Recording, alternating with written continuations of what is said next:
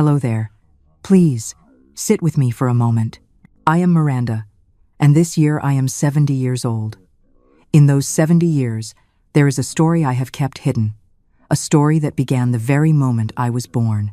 It was a full moon night in 1955. That night, I wasn't just born. I unintentionally became a curse upon my entire family. My father left the moment he laid eyes on me. And that is a truth it has taken me a lifetime to face. Today, I am going to tell you everything. But before I begin this journey into my memories, I truly want to know who is sitting here listening to me. Where are you in this world? My story is a long and, at times, very lonely journey. So, please leave a comment to let me know where you're from. Just so I know that in this heart-to-heart, I am not alone. And neither are you. I was born in the countryside, in a tall wooden house, one of those built on cedar posts, raised high off the ground. Under the house grew tall weeds, poison ivy, and there lived brown recluse spiders and copperheads. We couldn't play down there at all. The house had 4 small rooms, hardwood floors that creaked when someone walked, a tin roof that heated up like an oven in summer. In the back was an addition where the wood-burning stove sat and a rough little table for us to eat. My mother, Dorothy, was only 19 when I was born. She was a young woman, pretty, recently married to my father, Dennis. Grandma Virginia's house was nearby, about 200 yards away, because back then families lived like that, all together, keeping an eye on each other. Of course, I don't remember anything from the day I was born. Right, dear? A baby doesn't remember, but they told me this whole story later, when I was a young woman and went looking for the truth. It was the midwife herself, Miss Barbara, who told me everything in detail. She was a short, fat woman with calloused, rough hands. She lived in the settlement and had already delivered over 300 babies in her life. I went to visit her a few days before leaving for Louisville, and she told me everything. She said that when she arrived that night, my mother had been screaming for hours, long, difficult labor. When I finally was born at dawn, before the rooster crowed, Miss Barbara picked me up and stood there frozen, unable to say anything. Skin too white, white as wall paint, thin hair, yellowish, the color of raw cotton, light eyes that in the reflection of the oil lamp light looked red. She had already seen many babies born crooked, with defects, with something missing, but this was different. She crossed herself 3 times and didn't know what to say. My mother asked to see. When she looked at me, she fainted right there. My father, who was in the yard smoking a hand-rolled cigarette, came in when Miss Barbara called, looked at me for a few seconds, turned his back and left.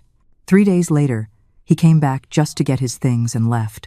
He said that wasn't his daughter, that my mother had lain with the devil.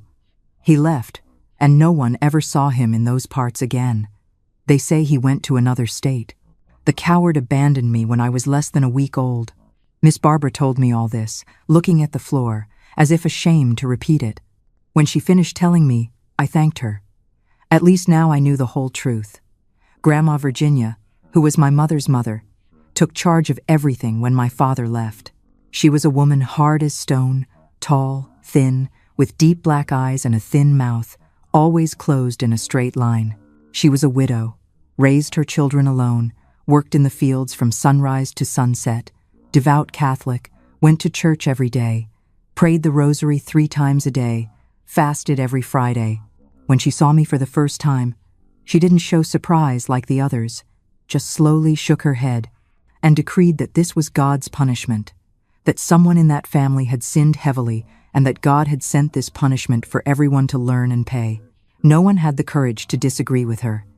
She was the one who chose my name, Miranda, and ordered me baptized in church. There was no party, nothing. It was a quick ceremony. Early morning, almost hidden. Just Grandma, my mother, and a cousin who served as godmother, but didn't even want to be there.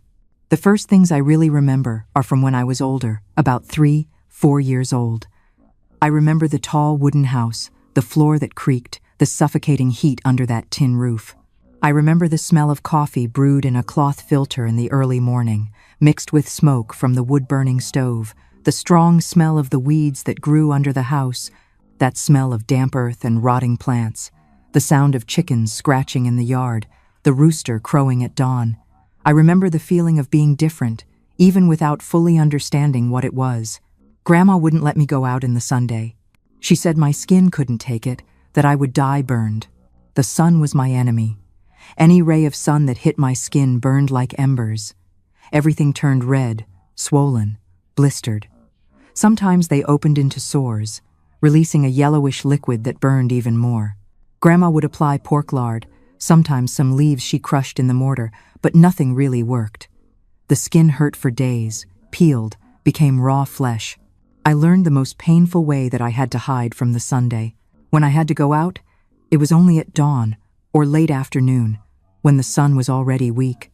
I saw other children playing in the street during the day, running in the hot sun, and I couldn't. I stayed inside the house, looking through the cracks in the boards, because if I stood looking out the window, she'd tell me to leave. My mother didn't talk to me. She lived silent, walking around the house like a sad shadow. When she looked at me, her gaze was empty, distant, as if she were looking at a place far away. She never hugged me, never played with me. Grandma was the one in charge of everything. She told me what I could and couldn't do. I ate at the table with everyone, but no one talked to me. Grandma served the food. Everyone ate in silence, and I stayed there quiet, afraid to make noise. Grits with collard greens, beans with bacon, cornmeal. Simple food, always the same. I ate looking at my plate, feeling the weight of the silence. I remember my little room in the back of the house. It was small, stuffy, with a narrow little window that faced the woods. I slept in an old wooden bed frame with a thin corn husk mattress that made noise every time I moved. A worn sheet, an old blanket. That's where I spent most of my time. I woke at dawn, hearing Grandma praying the rosary. That endless murmur, always the same words. I remember other children looking at me. When I went out, rarely, there was always someone looking. Adults crossed themselves, children pointed, whispered. I heard the words, even without fully understanding. Freak, ghost, devil's child. I'd run back home, scared, ashamed. The only person who was a little different was Aunt Rachel, my mother's younger sister. She lived nearby, came to visit from time to time. She was still young, must have been in her early 20s.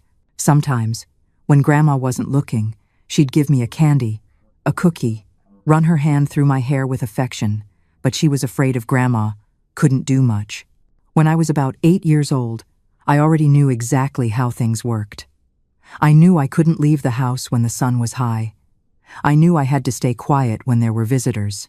I knew no one was going to hug me, give me affection, treat me like they treated other children.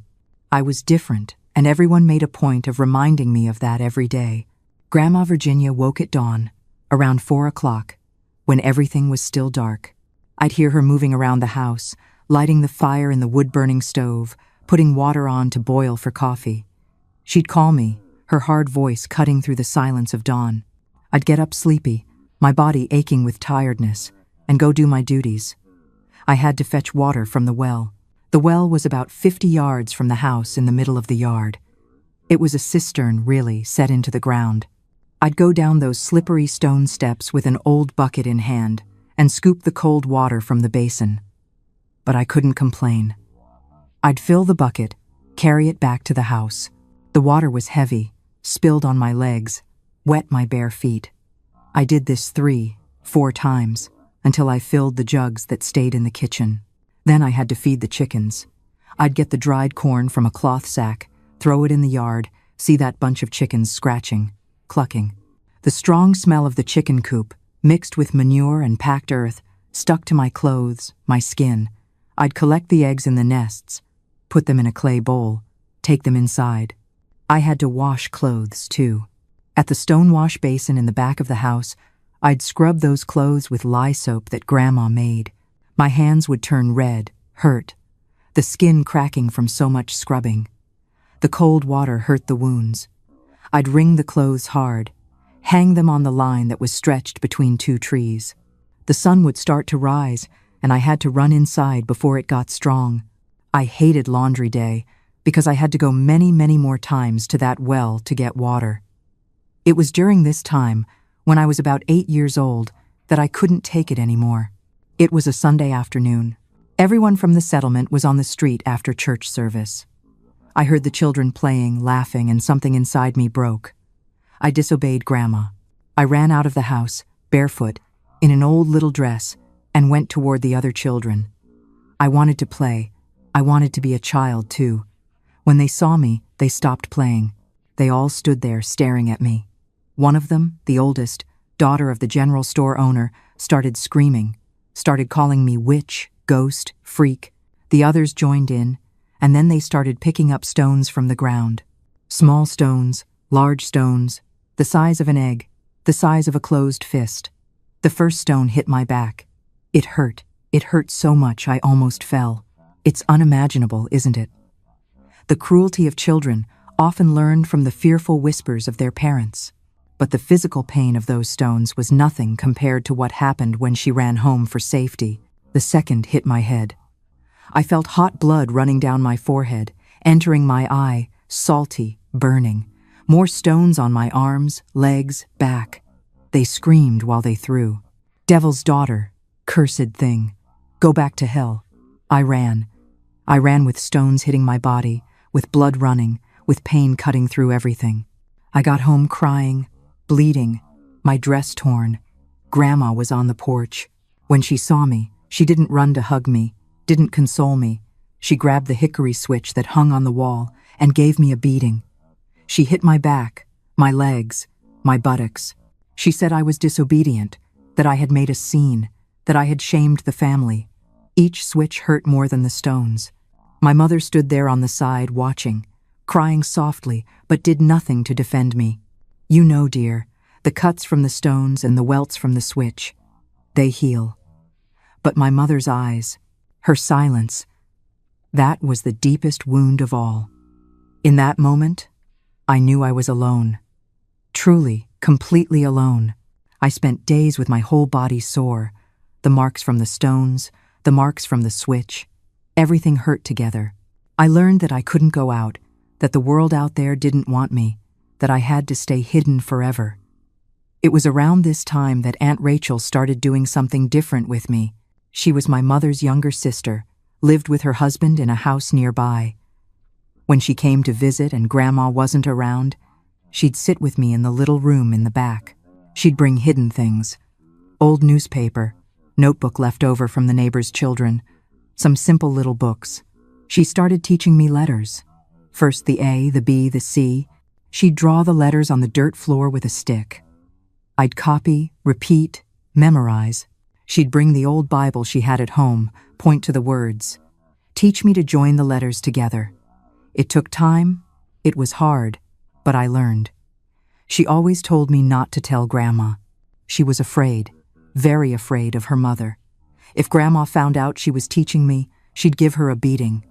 It didn't matter if she was an adult, if she was married. Grandma was the law, the supreme authority around there. So it was all hidden in the afternoons when Grandma went to the fields or to church for prayer meetings. It took years. From when I was 9 until I was 14, Aunt Rachel would come when she could and teach me. I learned to read slowly, word by word. First, the simple words: house, woods, bread, mother. Then the bigger ones, then whole sentences. Aunt brought old newspaper that wrapped bread at the store. And I'd read the news, the advertisements, everything. I'd read the Bible too, those old stories, that difficult language. Reading became my salvation. When I was alone in the little room, scared, lonely, I'd grab anything written I had and read. I'd read quietly so no one would hear. The words took me to other places, made me forget for a while that I was different, that I was rejected, that I was alone. I'd read and reread the same thing several times. I memorized entire passages from the Bible, Psalms, Proverbs, parables. That entered my head and stayed. The words were company. The stories were friendship. The books didn't reject me, didn't call me witch, didn't throw stones at me.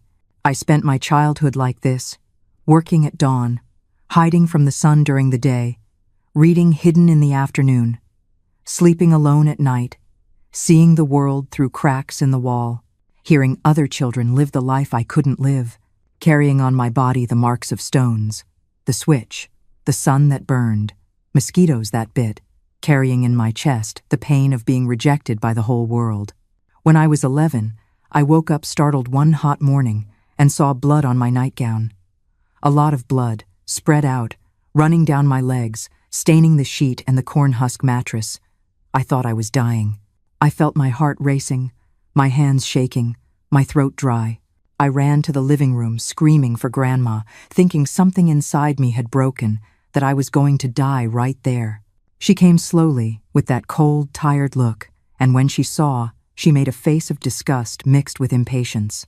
She didn't ask anything, didn't hug me, didn't want to know if I was in pain.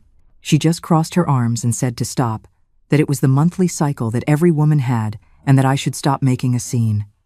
In that house, no one spoke the real word. It was sinful. It was ugly to say menstruation. It was a doctor's thing, shameless woman's thing, those who talk loud and laugh on the street. The old women called it the monthly, or said their time had come or the sign appeared, always in a low voice, as if it were a dirty secret. And I, understanding nothing, stood there, red with shame and fear squeezing my chest. Grandma went to the wooden trunk at the foot of her bed. She opened it, rummaged through some old clothes, and pulled out a handful of torn rags, stained with rust and soap. She threw them in my hand and told me to figure it out.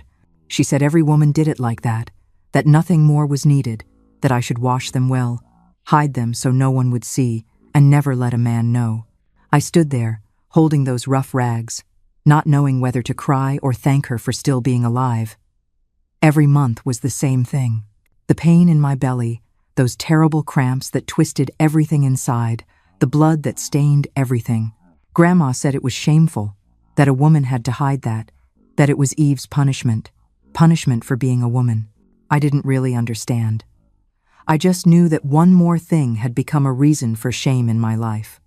One more thing I had to hide, that I had to suffer alone. My body started changing during this time.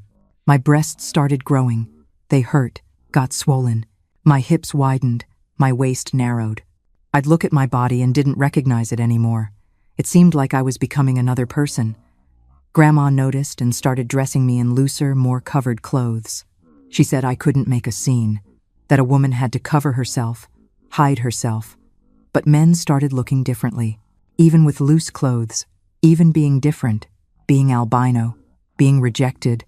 They looked in a way that scared me, that made me want to disappear. When I went to fetch water from the well early in the morning, some men who passed by going to the fields would stop on the other side of the fence, look, talk low among themselves. I pretended not to see, but I did, and I was afraid. There was a neighbor, Mr. Harold, who lived 3 houses ahead. Married man, about 40-something years old, drunk. He started appearing near the house at times when Grandma wasn't there. He'd lurk around, looking, saying things I didn't quite understand, but that gave me chills. One night, I was in the yard giving corn to the chickens. It was already getting dark. That twilight when you can still see, but it's no longer day. He appeared out of nowhere, came from behind me, pulled me by the arm. His hand was thick, rough, squeezed hard. He tried to pull me close to him, tried to kiss me by force, the bastard. The smell of whiskey was so strong it made me nauseous. I screamed loud. I bit his hand hard. I tasted blood in my mouth. He let me go, cursed, ran away. I ran into the house, told Grandma when she arrived. I thought she was going to do something, that she was going to fight with him, that she was going to protect me, but no, she was furious. With me. She said I had given reason, that a woman who walks alone at night is asking for it, that I was to blame. She locked me inside the house for a whole week. I couldn't go out even to fetch water, even to feed the chickens. Nothing. I stayed locked in the little room, hungry, thirsty, afraid. It was during that week that I felt a hatred I had never felt before. Deep hatred that burned inside. Hatred for Grandma, who blamed me for everything. Hatred for my mother, who never defended me, who just stood there silent, watching everything. Hatred for God, who allowed all that. Hatred for being born, for being that way, for existing. When your only protector punishes you for the crimes of others, where do you turn? This terrible injustice planted a seed of anger that would change her. Keep listening to see how that anger transforms her. When the week ended and Grandma let me out, something inside me had changed. I wasn't just sad anymore, just lonely. I was angry at everyone. The months passed. I turned 13, 14. The same routine continued: work, hide, read when I could, but now there was that new anger, burning low inside me all the time. It was when I was 14 that something different happened. I started finding notes tucked into the wall of the house, little folded pieces of paper stuck in a crack in the stone foundation, right near the porch steps. The handwriting was crooked, poorly done, but readable. It said I was pretty, that I was different, but pretty, that he wanted to talk to me. Signed, Dylan. I knew who Dylan was. He was Mr. Anthony's son, owner of a small farm nearby, a boy my age, thin, shy, with dark eyes. I had seen him a few times from a distance, but had never talked to him. I was scared at first. I thought it was a prank, that he was going to make fun of me, call me witch like the others.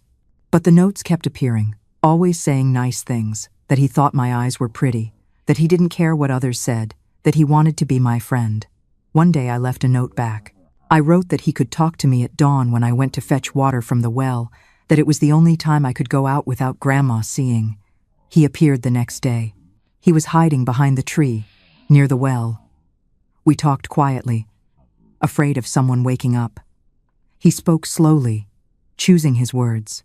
He said he thought the way people treated me was unfair, that I wasn't to blame for being born that way, that he liked being with me.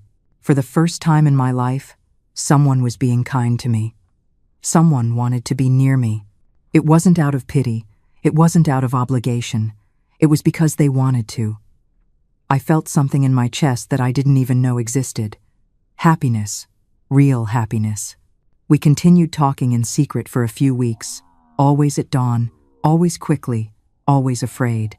He told me about his life, about plans to work on his father's farm, to one day have his own land. I told him about the books I read, about the things I learned. He listened attentively, asked questions, seemed genuinely interested. One day he held my hand. It was quick, just a few seconds, but I felt it.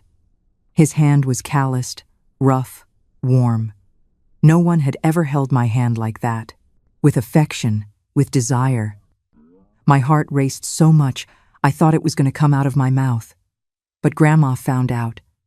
I don't know who saw and told, but she found out. One morning, she grabbed me by the arm, dragged me out of the house, took me down to the street to the settlement center. It was Sunday. Everyone was coming out of church. She threw me on the ground there in front of everyone and started hitting me with a belt. She screamed that I was lost, that I was shameless, that I was just like my mother who had given herself to the demon. People stopped to watch. No one did anything. They just looked. The belt hit my back, my legs, my face. I cried, screamed, begged her to stop, but she didn't stop. When she finished, she left me there thrown on the ground and left. I went back home crawling, ashamed, in pain, destroyed. When you're beaten in private, that's one kind of pain. But when you are shamed in front of everyone, they don't just take your dignity. They take away your very reason to exist. They finally made me into the monster they always said I was. Dylan never appeared again, never left another note. I think his family forbade it, or maybe he himself got scared. It doesn't matter, he disappeared. That night I waited for everyone to sleep. I grabbed an old sheet, tied it to a beam in the little room ceiling, made a noose, put it around my neck. I wanted to die. I wanted to end all that. I climbed on a crate, put the noose on and jumped. But Aunt Rachel arrived. She told me later she'd had a terrible nightmare about me and couldn't sleep. So she walked over in the dark just to check. I don't know why she was really there at that hour. I never knew. To this day, I believe God sent her. Some things in this life just can't be explained by common sense, dear. When you're at the very bottom, sometimes God sends an angel. And that night, my angel was named Rachel, but she came running into the little room, grabbed me, cut the sheet with a knife. I fell to the floor, coughing, choking, crying. She hugged me. She cried with me, rocked me, told me not to do that one day things would get better. She didn't tell anyone, kept the secret, but watched me more after that. I didn't try again, not because things had gotten better, but because I was afraid it would go wrong again. And that pain in my neck lasted for days. So I decided I was going to live, not for me, but out of anger. Anger at everyone who wanted me to disappear. I was going to live just to prove I could. And to make my life worse, my mother died when I was 16. It was one day in September, early morning, before sunrise. I woke up to a strange noise coming from her room. It was a low, muffled moan. I got up running, went there. She was lying on the floor, on her side, with her mouth crooked, drooling, her eyes open, but not seeing anything. He screamed for Grandma.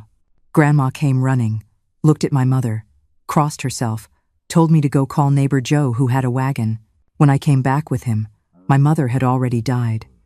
Grandma said it was her heart, that she had always been weak in the heart since she was a girl. But I know it wasn't just that. It was sadness. It was guilt. It was the weight of a lifetime lived with fear, with silence, with cowardice. The wake was in the house living room. They placed the coffin on top of 2 old chairs. My mother inside with a blue dress that was the best she had. Her hands crossed on her chest, holding a rosary. Her face was white, faded, but there was something different. She looked at peace for the first time in her life. Some people from the settlement came. They stayed there praying, drinking coffee, eating biscuits. They looked at me sideways, whispered. I stayed in a corner quiet, without crying. I couldn't cry. I felt an enormous emptiness, a strange mixed thing. Part of me was sad because she was my mother, the woman who bore me, who carried me in her womb. But another part felt a terrible, guilty relief. She had suffered so much, and now she was free. Free from Grandma, free from shame, free from me. Grandma's eyes were red, but there were no tears. Maybe she cried hidden. I don't know. When it was time to close the coffin, Grandma told me to say goodbye. I approached slowly, my legs shaking. I looked at her face, touched her cold, hard hand, and then it all came at once. I felt an enormous pain in my chest. A pain that squeezed, that suffocated. The tears came hot, thick, wetting my whole face. I cried there, holding that cold hand, crying for the mother I lost and the mother I never had. Grandma told me to get out of the way, it was time to close.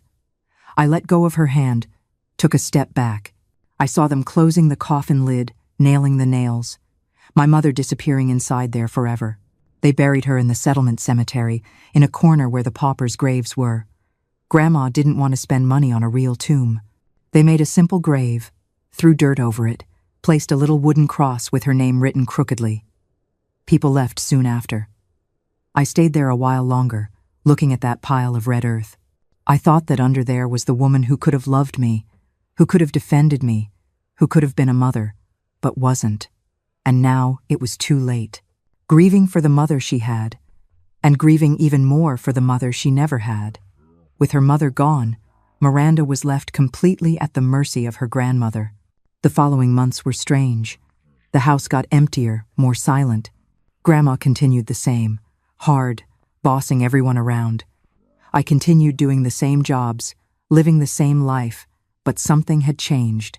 I started thinking about running away, about leaving that place, that hell. I didn't know how, I didn't know where, but I thought about it every day. When I was 17, Aunt Rachel got pregnant. She had wanted a child for a long time. It took a while to get pregnant. She came to tell me all happy with that shine in her eyes. Said she was going to be a mother, that she was scared, but happy. I was happy for her. She was the only person who had been good to me in life. In the following months, her belly grew. She'd come visit me whenever she could, talk to me. She said that when the baby was born, she'd let me meet it, let me hold it. The baby was born in January, a fat, healthy boy with tan skin and black hair. I went to their house to visit, meet the baby. Aunt Rachel came to show me, put him in my lap.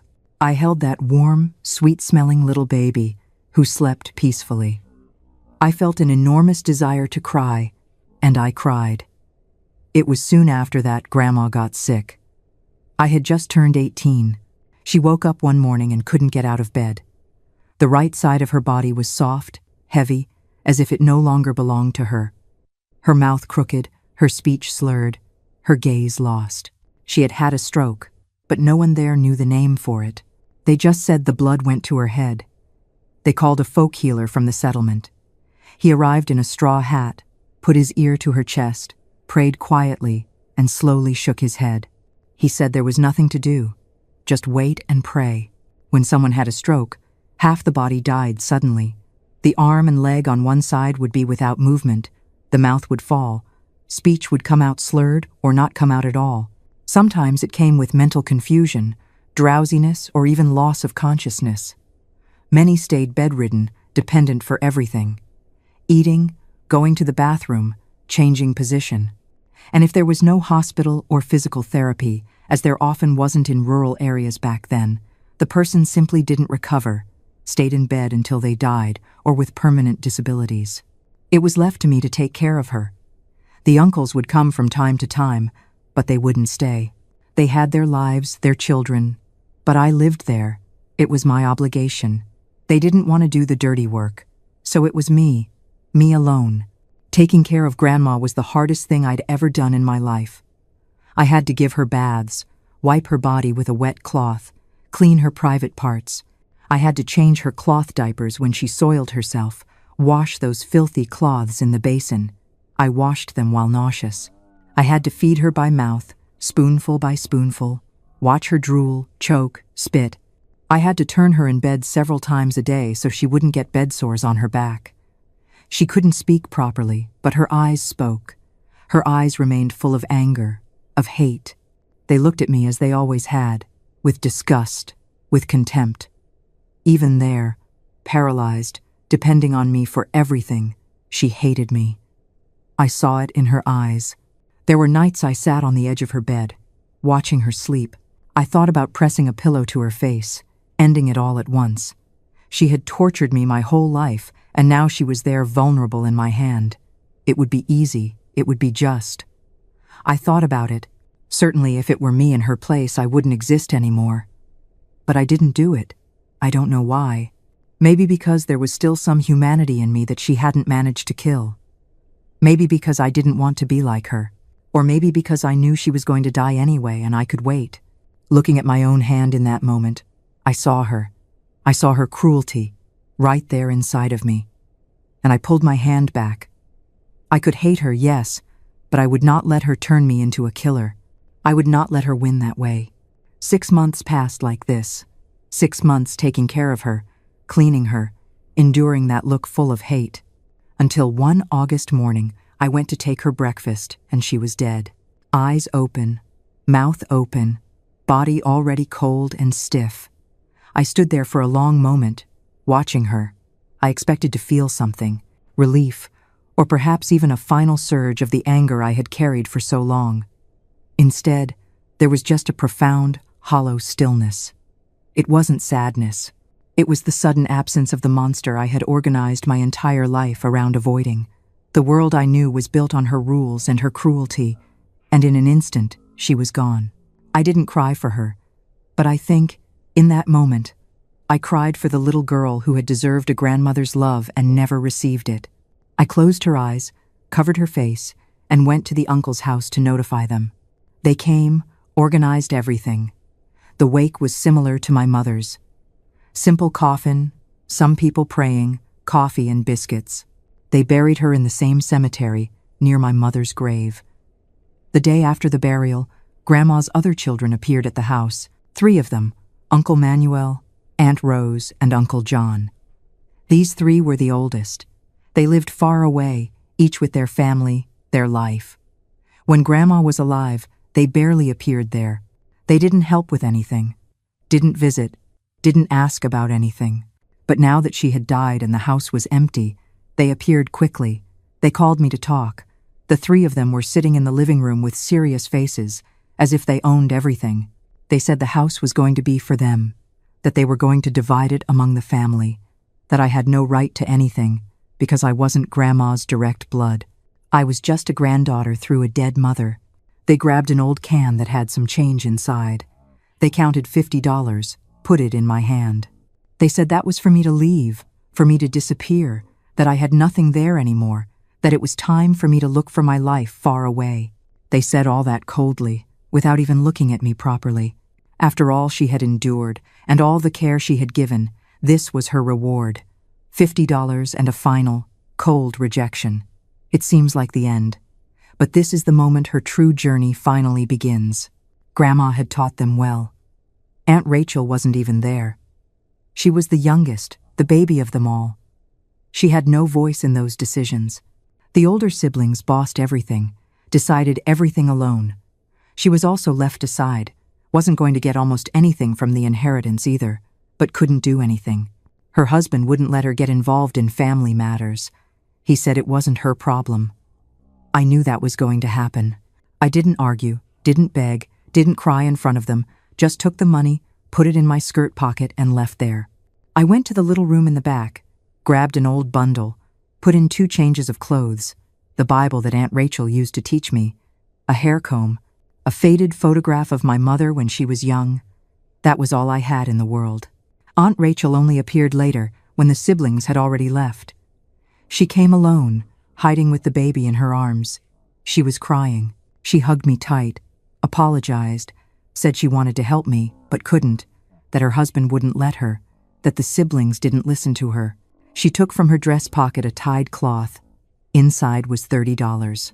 She said it was all she had saved, hidden, that it was for me to take care of myself, not to give up on life. She hugged me again, cried some more, kissed my forehead, and ran away before someone saw. The next morning, before sunrise, I grabbed my bundle and walked to the side of the road. I waited. It took about 2 hours for a pickup truck to pass. One of those that took people to Louisville, I signaled. The driver stopped, asked where I was going. I said I was going to Louisville. He said he charged $5. I paid. I climbed in the truck bed, sat in a corner among other people who were also leaving. The truck started.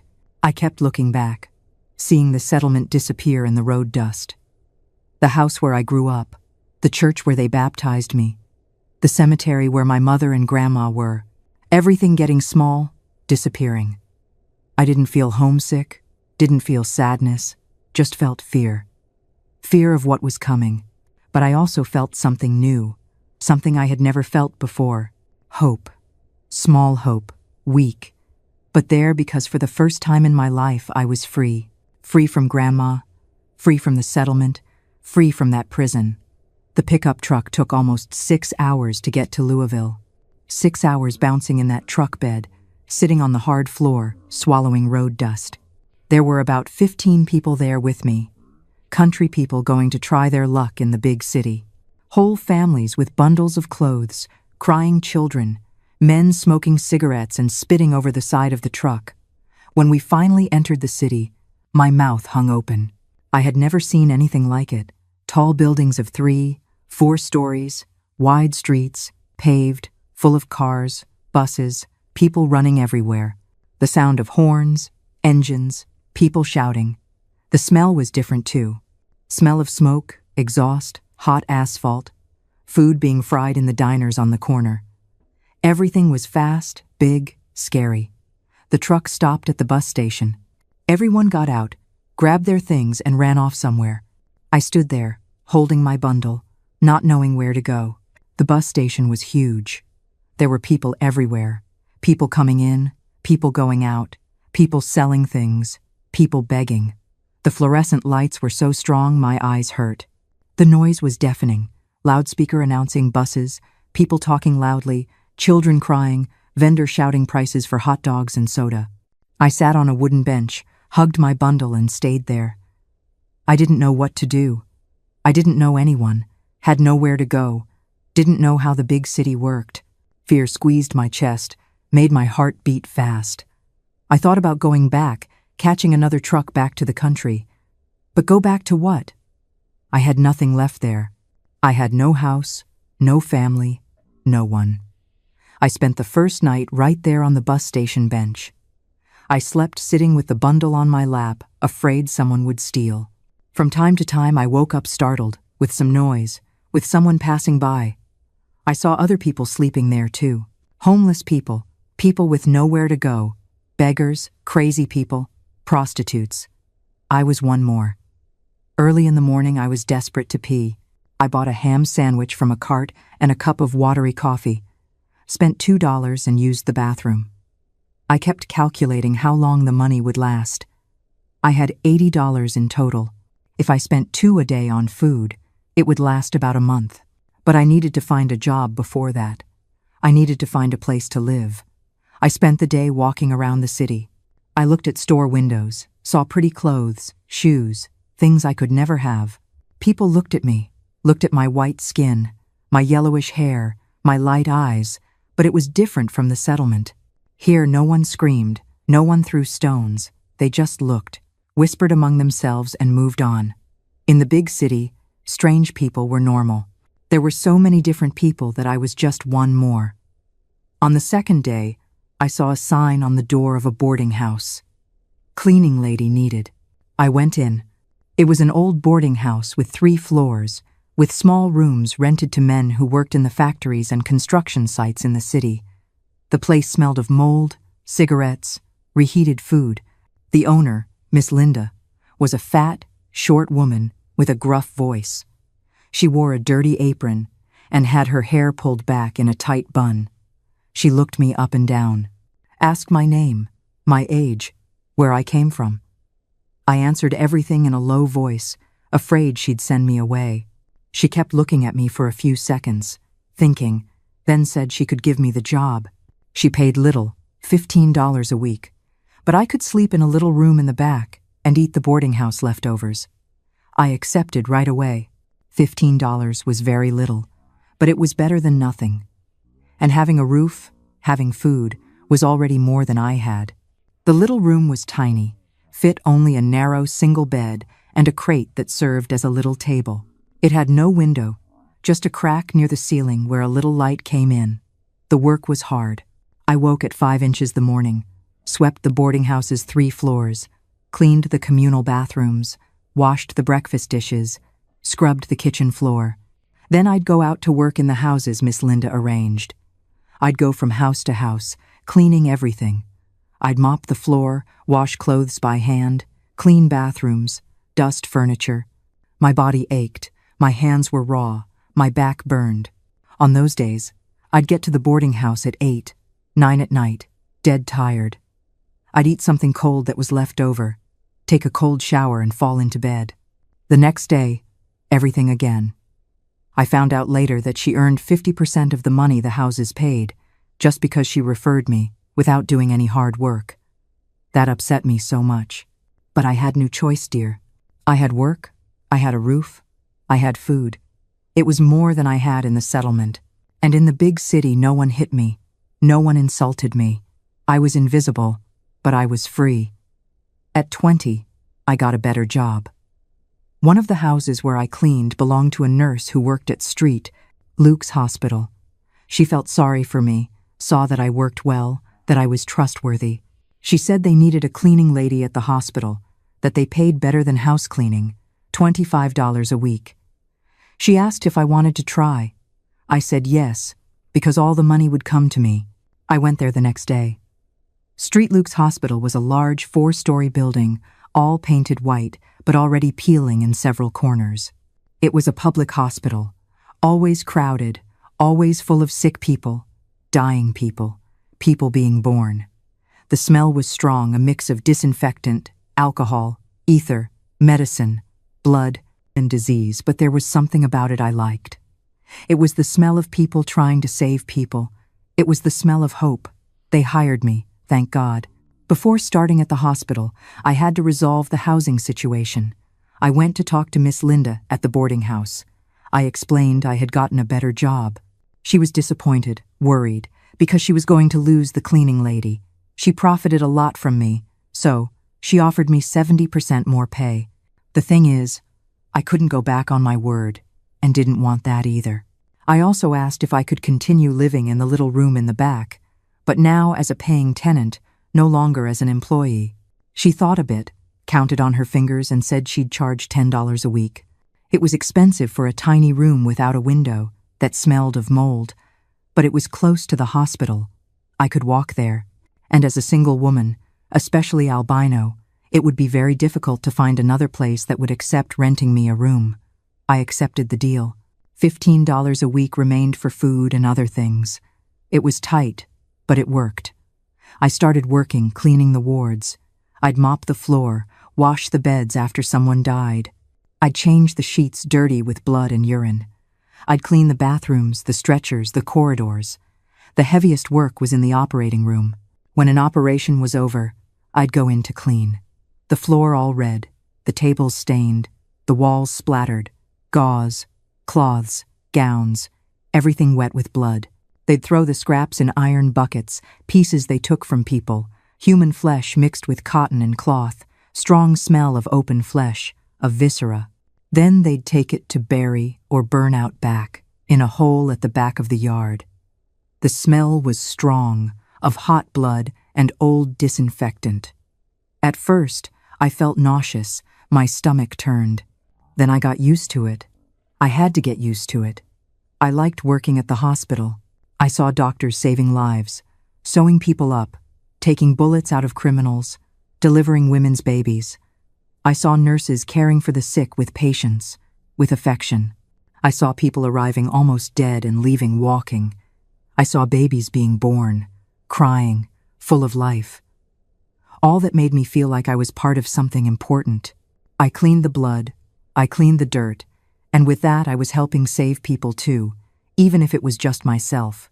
The nurses were different from the bosses of the houses where I worked before. They treated me well, greeted me, thanked me when I cleaned a room well. One of them, Sister Margaret, was a nun, worked in pediatrics, a woman about 50 years old, thin, always in a white cap and starched apron.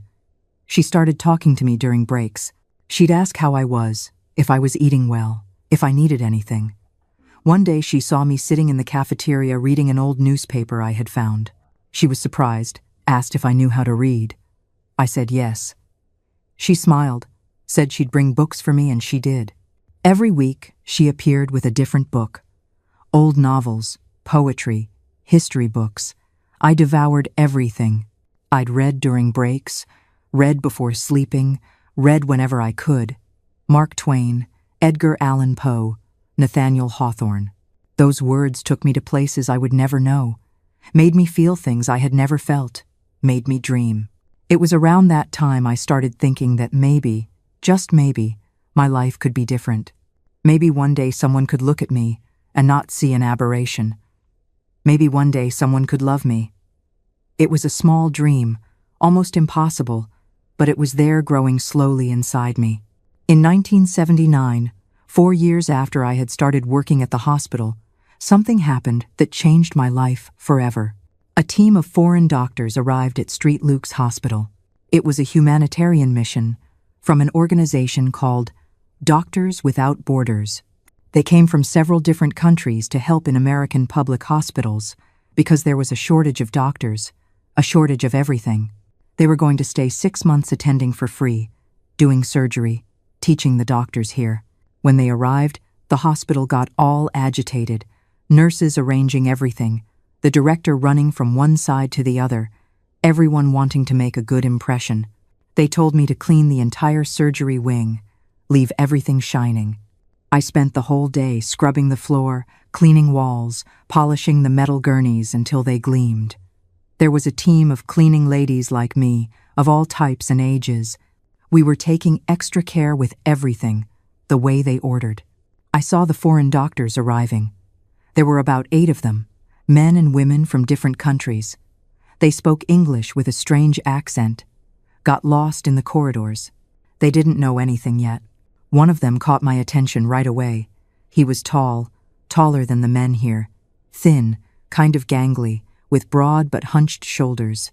He was in his early 30s, light brown hair, kind of messy, light blue eyes, big nose. He wore thin-framed glasses that kept sliding down his nose. He had a professorial air, like someone who thinks a lot. He seemed serious, but when he smiled, his whole face changed. He became kind, warm. I saw him for the first time when I was cleaning the pediatric wing corridor. It was mid-afternoon, the sun coming through the high windows, that golden late afternoon light. I was on my knees on the floor, scrubbing with a brush and soap, my hands red from so much cold water. I heard footsteps coming down the corridor, but I didn't raise my head. I never raised it. I learned it was better to be invisible, but the footsteps stopped near me. I felt someone was looking.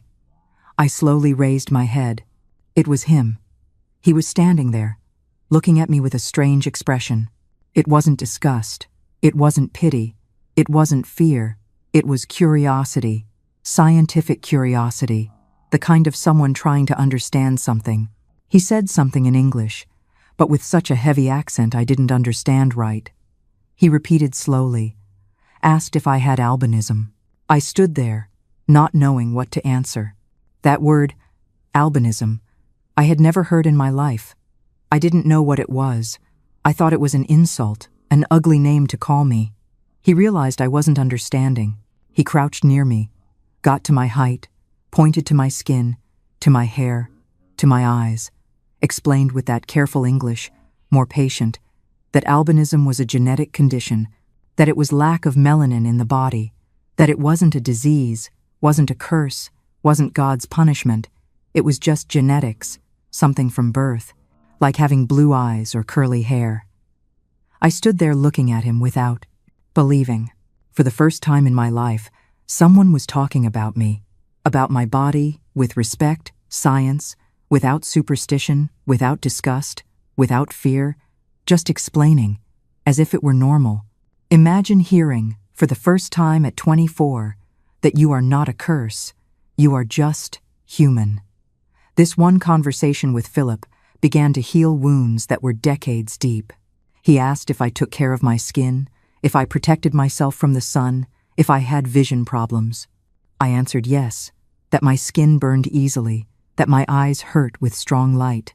He nodded, said it was normal in people with albinism, that I needed to use sunscreen, a hat, sunglasses, that I needed to have follow-up with an ophthalmologist, because albinos had a common vision problem. He said all that as a doctor, professional, but with kindness. He asked my name. I said quietly, Miranda. He smiled, extended his hand. He said his name was Philip, that he was a Norwegian doctor, that he was going to work there for 6 months. His hand was large, warm, soft. He squeezed my hand firmly, as if I were an important person, someone who deserved respect. After that day, Philip started greeting me whenever he saw me. Good morning, Miranda. Good afternoon, Miranda. How are you? At first, I was embarrassed, not knowing how to respond. I wasn't used to kindness, but he continued every day, always smiling, always respectful. Once he said I should use sunscreen, a white ointment that prevented the sun from burning the skin. It was the second time he said that. The first time I pretended I understood, but the truth is, I had never heard of that. I said they didn't sell it here. So he said he'd try to get one for me, and he got a small tube with letters in Norwegian. The smell was strong, kind of sweet. I applied it one day, and for the first time the sun didn't burn so much. A few weeks later, he started bringing books. Books in English about albinism, about genetics, about skin, about eyes. He'd leave them with me. He said if I wanted to read and learn about my own condition, I read everything, devoured those books. I learned that albinism was recessive, that it needed 2 genes to happen, that there were several different types, that people with albinism had extremely sensitive skin, high chance of skin cancer, vision problems like nystagmus and photophobia. I read complicated, scientific words, and for the first time I understood what I was. It wasn't a curse, it wasn't punishment, it was genetics, it was science, it was explainable. And you know what else? The strangest thing is that there, even inside a hospital, surrounded by doctors, no one had ever told me this. Not a word. 4 years and nothing. I don't know to this day if it was because they also didn't know or if they knew, but preferred to pretend they didn't see. No one touched on the subject of my albinism. I started looking for Philip during breaks. He'd have coffee in the doctor's cafeteria, But sometimes he'd come to the staff cafeteria too. He'd sit with me, talk, ask about my life, about what I had read in the books. I'd tell him, shy at first, more relaxed later. He listened attentively, asked questions, seemed really interested. He told me about Norway, about what it was like there. He said there people knew about albinism, that there was adequate treatment, medical follow-up, that people with albinism lived normal lives, worked, married, had children. I'd hear that and couldn't believe it. A place where people like me were normal. A place where no one threw stones, no one insulted, no one treated like an aberration. Philip started teaching me words in Norwegian. God morgen, he said, means good morning. Then came tak, which was thank you, and var so god, which served to say please or you're welcome, depending on the time. I'd repeat slowly, finding it funny, that strange sound in my mouth, as if each word came from a place too far for me. Then it was my turn. I taught him how we spoke around here. The simple way of the people, the expressions from the countryside, the words that didn't come in any dictionary. He'd try to repeat, get it wrong, get all tangled up, and we'd laugh. It was light, natural, beautiful. It was the first time in my life I laughed like that. Free, without fear. A real laugh, the kind that escapes on its own, as if the world for an instant had become good. I realized my heart raced when I saw him. When I heard his footsteps in the corridor, my chest tightened. When he smiled at me, I felt heat rising to my face. When he talked to me, I was breathless. I knew what that was. I had felt it once with Dylan when I was a girl, but now it was different. It was stronger, deeper, scarier. Because Philip wasn't a settlement boy. He was a doctor, Norwegian, foreigner, cultured, handsome. And I was a cleaning lady, albino, poor, uneducated. It didn't make sense. He was being kind. That's all. Maybe he felt sorry. Maybe it was just scientific interest. I was a rare case for him. It couldn't be anything else. But even knowing it didn't make sense, I couldn't stop thinking about him. I dreamed about him at night. I woke with his face in my head. I spent the day waiting for break time, the time to see him, to talk, to hear that accent I loved. The months passed and Philip continued there. His humanitarian mission was for 6 months, but he was already in his 4th month, and we talked more and more. It wasn't just break conversation in the cafeteria anymore. He started inviting me for coffee after work. There was a small diner on the hospital corner, one of those simple ones, with iron tables on the sidewalk, checkered plastic tablecloth, smell of bread on the griddle, and brewed coffee. The owner was a nice lady who called everyone honey. Philip took me there for the first time on a Friday afternoon. He ordered 2 coffees and 2 buttered rolls. We sat at a table in the corner. He talked. I listened. He told me about Norway, about the big cities there, about snow, about beer, about things I would never see in life, but that I liked to imagine. I started waiting for those afternoons. I'd finish work running, take a quick shower, change clothes, and go meet him at the diner. The owner already knew me, smiled when I arrived, already left the coffees ready. Philip always arrived later, still in a white coat, tired from a whole day of operating, but always smiling when he saw me. He started taking me to see the city, places I had never been, that I didn't even know existed. He took me to a big square with old trees, wooden benches, fountains in the middle. It was Sunday morning. There were families walking, children running, popcorn vendors. We sat on a bench, stayed there watching the movement. He bought popcorn for us. We stayed eating, talking about nothing, about everything. He took me to a museum, an old building made of stone, with old paintings on the walls. I had never been in a museum in my life. I'd look at those paintings, those sculptures, not believing people made all that. Philip explained about the artists, about the eras, about techniques.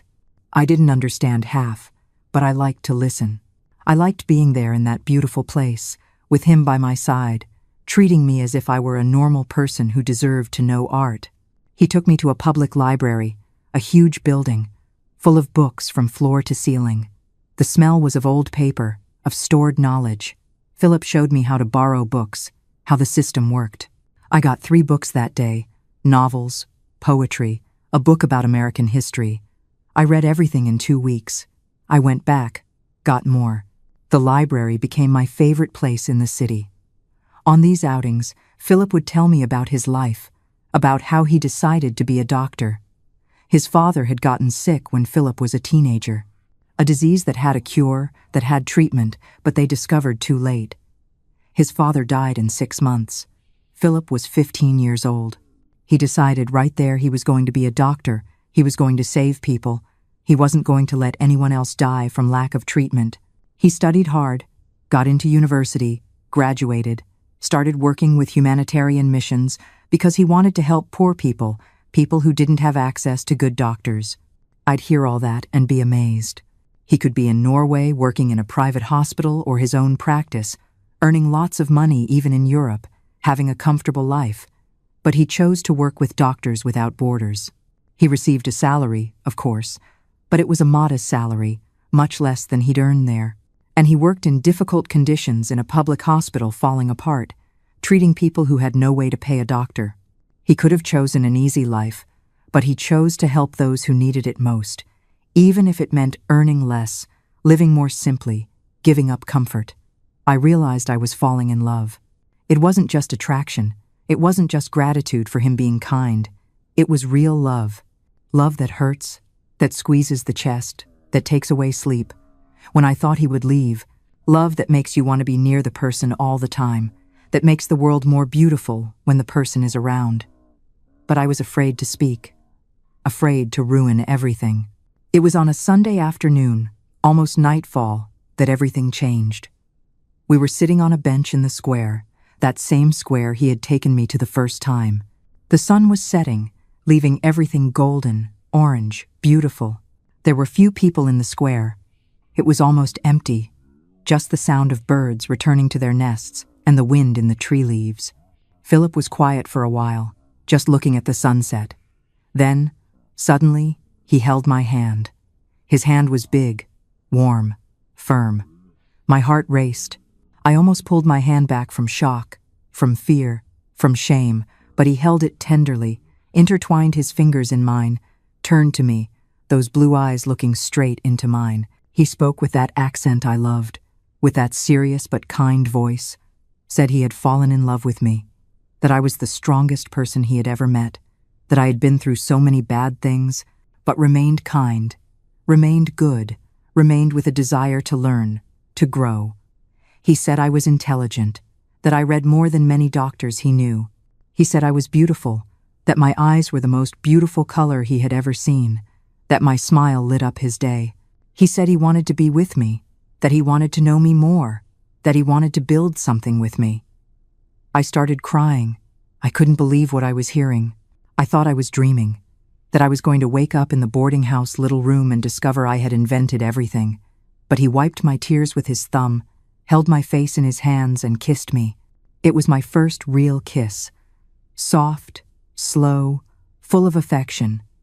His lips were soft, warm, tasted like coffee. The world disappeared around us. There was only me, him, that kiss. When we finished, I looked at him, unable to say anything.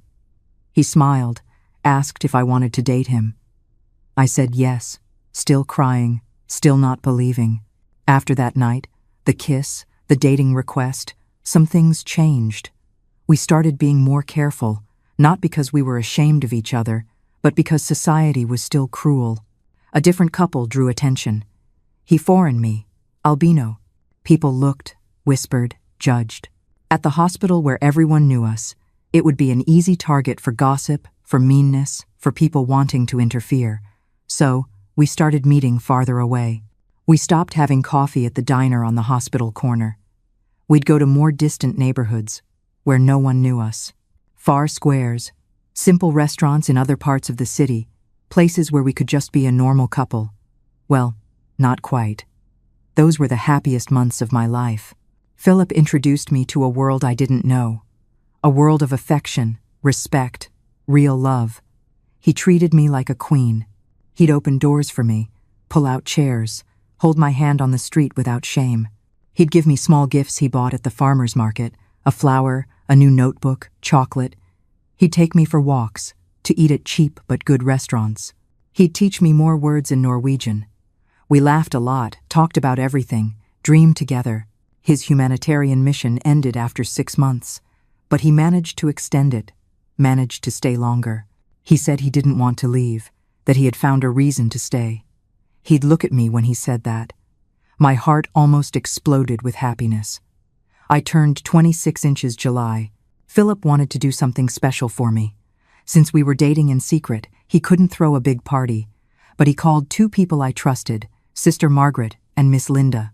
They both already knew about our relationship, supported us, kept the secret. The party was in the boarding house's little room, at night. There was simple cornbread that Miss Linda made, lemonade, candles for me to blow out. It was my first birthday party in life. I cried with emotion when they and Philip sang happy birthday to me, quietly so as not to bother anyone. It was that night, in front of both of them. Philip got nervous, which was rare for him. He took a deep breath, knelt in front of me, took from his pocket a small box. Inside was a simple ring, silver, with a little blue stone. He asked for my hand in marriage. He said he loved me, that he wanted to spend his life with me, that he wanted to build a family with me. He asked if I accepted to marry him. I couldn't speak. I could only cry. I cried and shook my head, yes, yes, 1,000 times yes. He put the ring on my finger. It was loose, too big, but it was the most beautiful ring I had ever seen in my life. He hugged me, kissed me, cried with me. When he left, Miss Linda said I had won the lottery. She considered him a rich and fancy man. That night, lying in the little room, looking at the ring on my finger, shining in the little light that came through the crack, I couldn't sleep. My life had changed so much. The rejected girl, stoned, who grew up thinking she was a curse, now had someone who loved her, someone who wanted to marry, who wanted to spend life together. It seemed like a miracle. A birthday party, a proposal. These are the simple joys she was always denied. It's a perfect, beautiful moment. But happiness built in secret is fragile, and the outside world was about to come crashing in. Philip sent a letter to his family in Norway. A long letter telling them about me, about the engagement, about the plans. He explained about the albinism. He explained that I was a good, hard-working, intelligent person. He asked for the family's blessing. The answer took 3 months. 3 months of waiting, of anxiety. Philip got nervous every time correspondence arrived at the hospital, until one day it arrived. A large envelope, with several papers inside, letters from his mother, from his siblings, from his aunt. He opened it right there in the hospital corridor. Sitting on the patient's bench, I started reading over his shoulder. Even though my Norwegian was weak, you could understand the tone. The words were hard, cutting. Philip kept getting paler as he read. His hands trembled, holding the papers. Of course, I didn't really understand what was written, but later he read it to me. His mother, Mrs. Bergman, was the cruelest. She wrote that he was throwing his life away, that he had studied so much, tried so hard, to now marry an albino cleaning lady from America. She wrote that albinism was a serious genetic defect, that I shouldn't have children, that I would pass that on to her grandchildren. She wrote that the whole family was ashamed, that the neighbors were already asking about his marriage, and that she didn't know what to answer, that I was inadequate for the Bergman family, which came from an important lineage in Norway, that if he married me, he would no longer be welcome in her house. The siblings wrote similarly, saying he was being irresponsible, immature, that this was a phase that would pass, that he should return to Norway, resume his life there, forget this madness. Only one aunt, his late father's sister, wrote differently. She said she understood he wanted to follow his heart, but to think carefully that marriage with so much difference was difficult, that society was going to be cruel. It wasn't a mean letter. It was a worried letter, but it hurt just the same. Philip finished reading and stood there, looking at the floor. He didn't say anything for a few minutes. I didn't say anything either. I didn't know what to say. Part of me already expected that. Rich family, Norwegian, important, would never accept someone like me. But seeing it written, Seeing all those words saying I was inadequate, that I was shameful, that I had defects, hurt deep. I thought Philip would give up, would tell me it wasn't possible, that family was too important, that he couldn't give them up for my sake. Part of me was even prepared for that. I was already saying goodbye to him in my head, but he did differently. You see, my entire life, anyone who showed me kindness was eventually taken away. I was used to being abandoned. I was prepared for that pain. What I wasn't prepared for was that, for the first time in my life, someone chose me over his entire family. He took a deep breath, folded the letters, put them back in the envelope, looked at me with those blue eyes, and said he was going to respond to the family, that he was going to make it clear that he loved me, that he was going to marry me, and that if they didn't accept, the problem was theirs, that I wasn't a defect, wasn't shameful, wasn't inadequate, that I was the woman he loved. Period.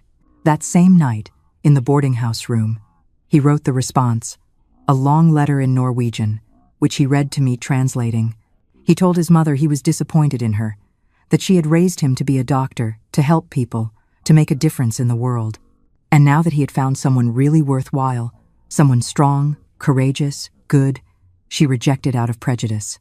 He said I had suffered my whole life because of people who judged by appearance and that he wasn't going to let his own mother do the same.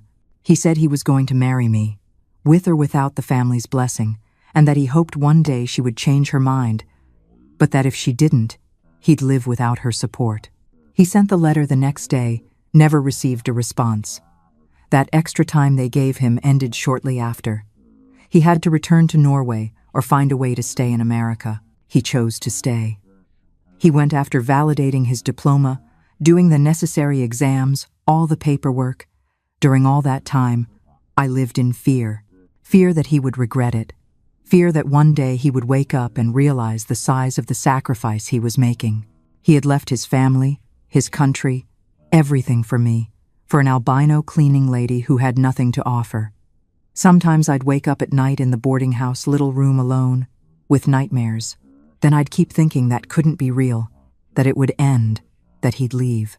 But every time we met, he'd hug me and say I wasn't a sacrifice, that I was a choice, that he had chosen this life because it was the life he wanted. With me, Philip had to leave St. Luke's Hospital, and until he could validate his diploma, it could take months, maybe a year. And meanwhile, he needed to earn money somehow. He started doing odd jobs in private hospitals, on-call shifts, day work without registration. They paid under the table, paid little, but it was what there was. He worked in a different hospital almost every day. Sometimes he'd go nearby, other times far away, another part of the city. We no longer saw each other every day, and I almost died from so much longing.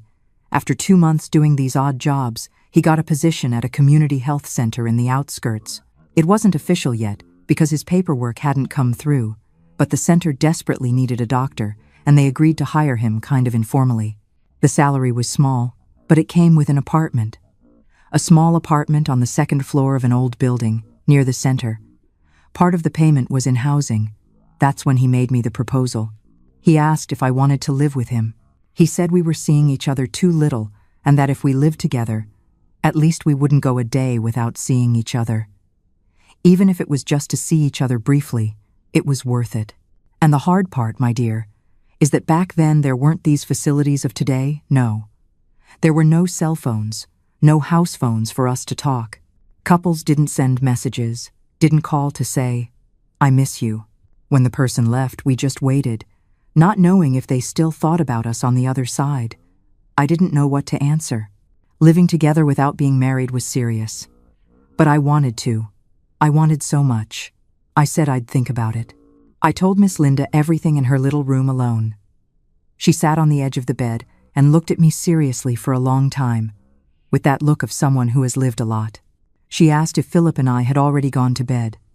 I turned red, died of shame. I said no, quietly, then sighed and said slowly, My dear, this is real love. A man who stays so long by a woman's side without demanding anything, without wanting to take advantage, it's because he really cares. She said I could trust Philip, that if he only wanted bed, he would have found a way a long time ago. She said a man whose head is only on that doesn't wait so long, doesn't treat a woman with that kind of care. If he invited you to live with him, it's because it's serious, she said firmly. Whoever only wants to play doesn't make an invitation like that. Marriage comes later. What's important is respect. Then she started asking me more direct things. Does he insist on going to bed? Does he put his hands where he shouldn't? Does he pressure? I told her everything without hiding anything.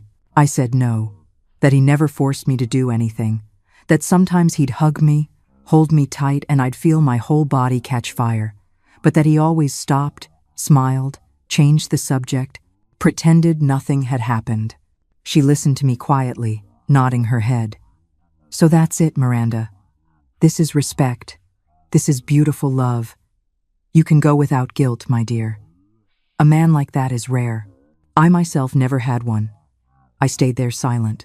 Thinking about her words, Miss Linda lit a cigarette, took a deep drag and let out the smoke slowly, without looking at me. It seemed she was choosing her words. I'm not a woman to apologize, Miranda, she began in a lower voice. But today, I'm going to do it. She took another drag, looked at the floor. When you arrived here, I saw an opportunity to have someone to help me, to do the heavy work I couldn't handle anymore. And to tell the truth, I thought you'd break in the first week.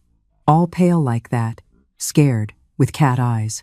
I thought you'd be a burden. She stopped, looked at me with watery eyes, but without losing her tone, and I widened my eyes. But why? Out of nowhere, that subject. I exploited you, yes. I kept part of your money, made you do what was my work, and still complained. I did that because I could, because the world is like that. Those in charge are afraid of losing the little they have. Silence. Just the sound of the street outside, an old radio playing distant country music. But over time, she continued, moving her hands nervously. I saw you were different, that you didn't complain, that you did everything right, that you were ashamed to ask, but never failed to show respect. And that started weighing on me, girl, weighing more than the sins I confessed to no priest. Her voice failed. I treated you badly. I thought I was defending myself, but it was fear. Fear of seeing in you what I never had the courage to be. Decent. She got up slowly, put out the cigarette in the ashtray, and, for the first time, put her hand on my arm. We started off wrong, Miranda. Very wrong. I used you, but I learned from you what it is to be ashamed of doing evil to someone who only gives you good. Then she gave a half smile. If you're going to live with that Norwegian, go. Go without guilt. And if one day he makes you cry, come back here. I don't promise hugs, but I promise a free roof. What a complicated, human moment. That tough-as-nails woman finally showed her heart. In her own gruff way, Miss Linda gave Miranda something she never got from her own mother. A blessing and a safe place to land. She was a hard woman, dear. That apology. For her, it was harder than moving a mountain.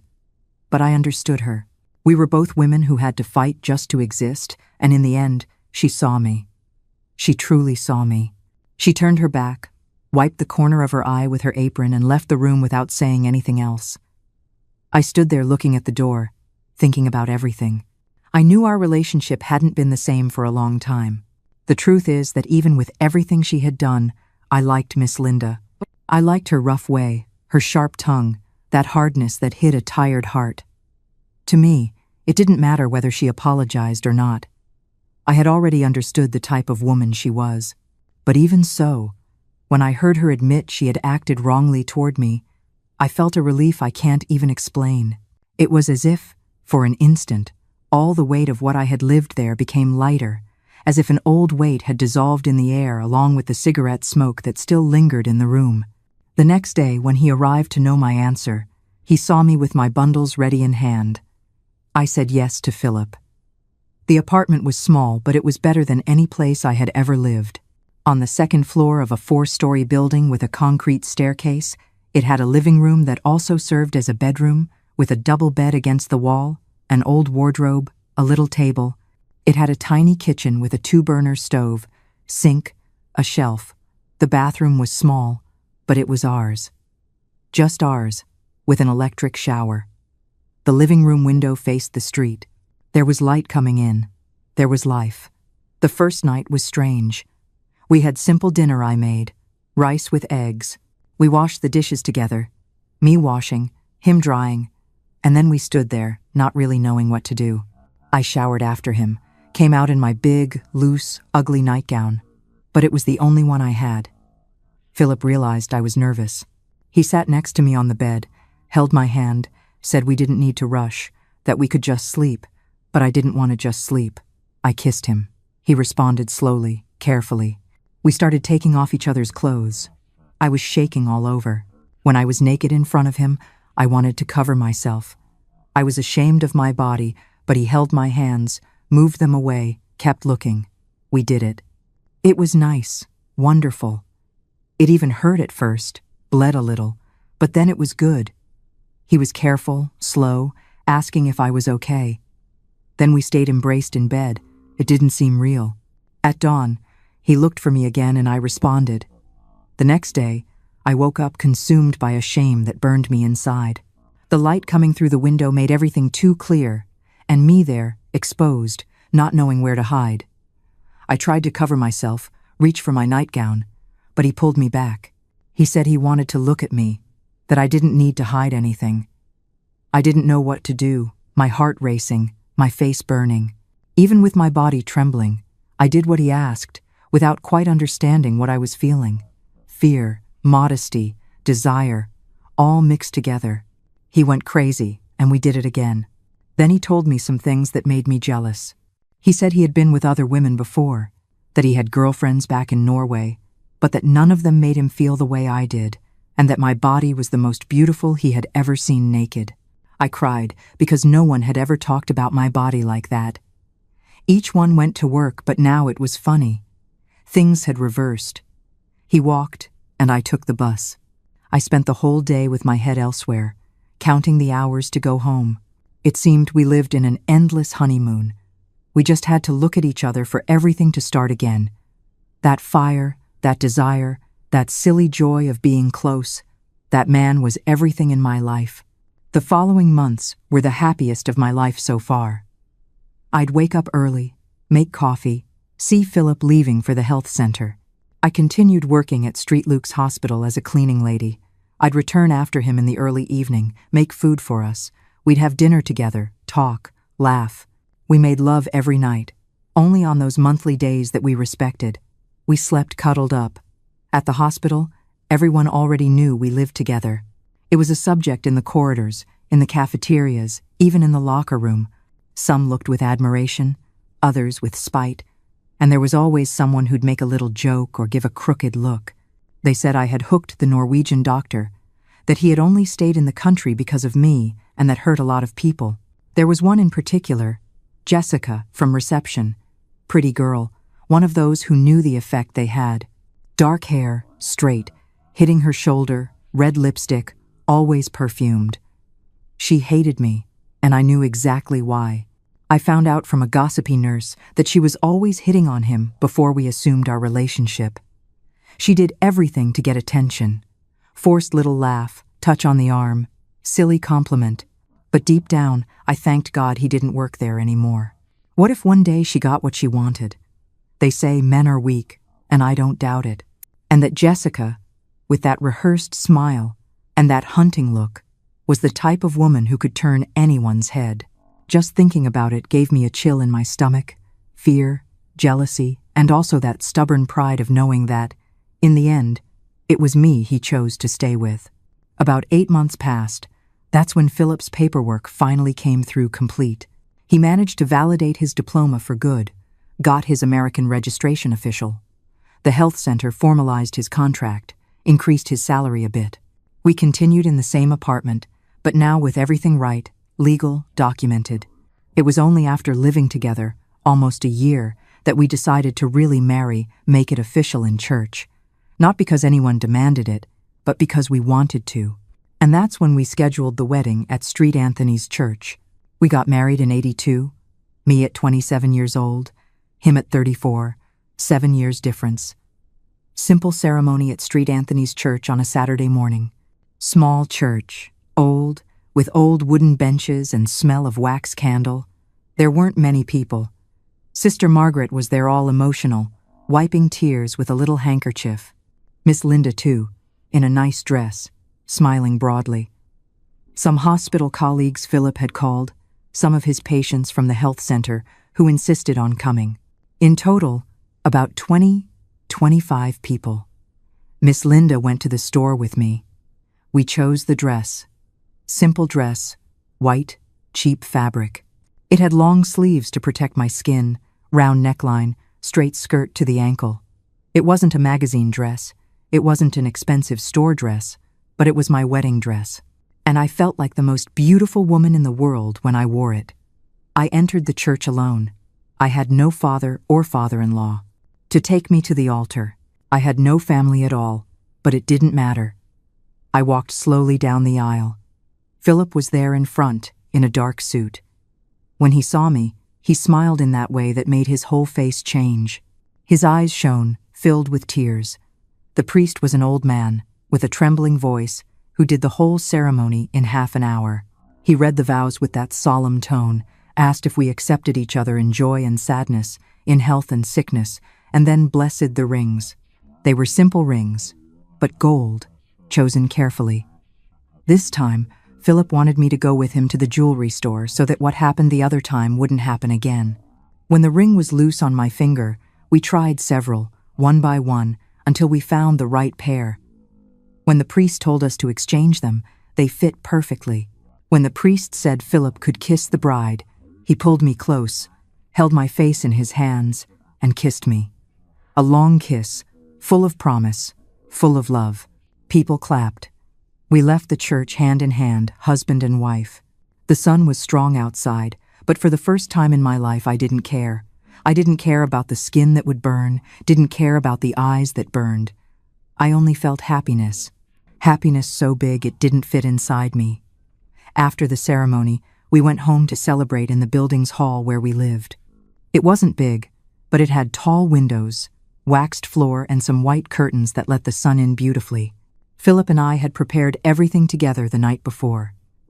We spent the day laughing, trying to fit our small banquet into the savings we had put away. We bought sandwich bread, cold cuts, small pies, chicken croquettes, little pastries, sweet pie from the bakery, and a white cake with meringue frosting and cherries on top. Miss Linda helped with the details. She brought simple flowers to put in glass bottles, borrowed lace tablecloth, and that practical way of hers of organizing everything without fuss. When we arrived, the hall was already all arranged, beautiful. The lights on, the cake right in the middle of the table, that sweet smell of soda mixed with cheap perfume and joy in the air. We toasted with regular glass cups, full of Coke and a sip of cheap wine, just to say we had it. They took pictures of us and everyone who was there, and also at the church. Each click was a memory, and I didn't even really know where to look from so much emotion I felt that day. We turned on the radio, a slow song, one of those romantic international ones that played all the time back then. He pulled me to dance, spun me slowly, and I felt as if the whole world had stopped to look just at us. It was a small party, but full of warmth. Nothing fancy, nothing exaggerated, just truth, friendship, and love spread in every gesture. In the first years, living in that apartment that came with Philip's job at the health center, we lived well. We had no luxury, no trip to the beach every year, no imported car, but we had comfort, we had dignity. We ate well. When we felt like it, we'd go to a restaurant. Simple restaurant, neighborhood. But it was nice to go out to eat, not have to cook, sit at a table with a tablecloth, be served. Philip liked to take me to the movies. It was downtown, showed American films. We'd go Saturday afternoon, buy popcorn, soda, sit in the comfortable seat, watch the movie holding hands. I loved it. I had never been to a movie theater before meeting him. Sunday we'd walk, go to the park, take lunch, sit on the grass talking, watching the movement. Sometimes we'd go to the zoo to see the animals. Sometimes we'd just walk around the city getting to know new places. Life was good. It was simple, but it was good. We managed to save money, not much, because we also spent, lived, had fun, but we saved a little every month. We kept it in a savings account Philip opened at the bank. The idea was to one day buy our own house, our house, with a deed that no one could take away. 2 years after the wedding, we managed to rent a little house. The apartment that came with the job was too small, and we wanted more space. I wanted a yard, I wanted a dog. We rented a house in a good neighborhood. Little house with 2 bedrooms, living room, kitchen, bathroom, yard with a tree. The rent fit in the budget. I planted some things in the yard, tomatoes, kale, herbs, more for pleasure than necessity. I picked up a stray mutt. He was already an adult, apparently. I didn't know how old he was, but he liked us. We called him Duke. Philip was the one who suggested the name. I found it funny and started joking, saying he was a fancy dog who even had a royal name. He wagged his tail all proud, as if he understood. He was smart, affectionate, and jealous, that's all. Every day he'd accompany Philip to the gate and then come lie down in the kitchen right near the stove, as if he were my personal guard. Sometimes I swore he understood every word we said, the way he'd turn his head and keep looking at me seriously. He became part of the house, the routine, our life. He slept in the yard, but came in and out when he wanted. Master of the place. It was in this house that I got pregnant. I had just turned 29. My period was 2 weeks late. I started having nausea in the morning. My breasts became sore, swollen. I told Philip. He examined me right there at home, felt my belly, asked questions about the symptoms, calculated the dates. He said he was almost sure, but that he'd order a blood test to confirm. He took me to the center where he worked, collected the blood, sent it to the lab. The result took 3 days. When it arrived, Philip came to tell me with that wide smile on his face. Positive.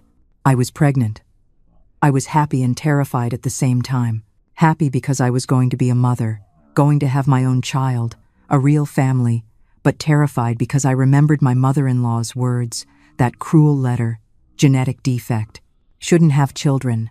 What if my baby was born albino? What if they suffered everything I suffered? What if children threw stones at them too? What if they grew up rejected, alone, unhappy?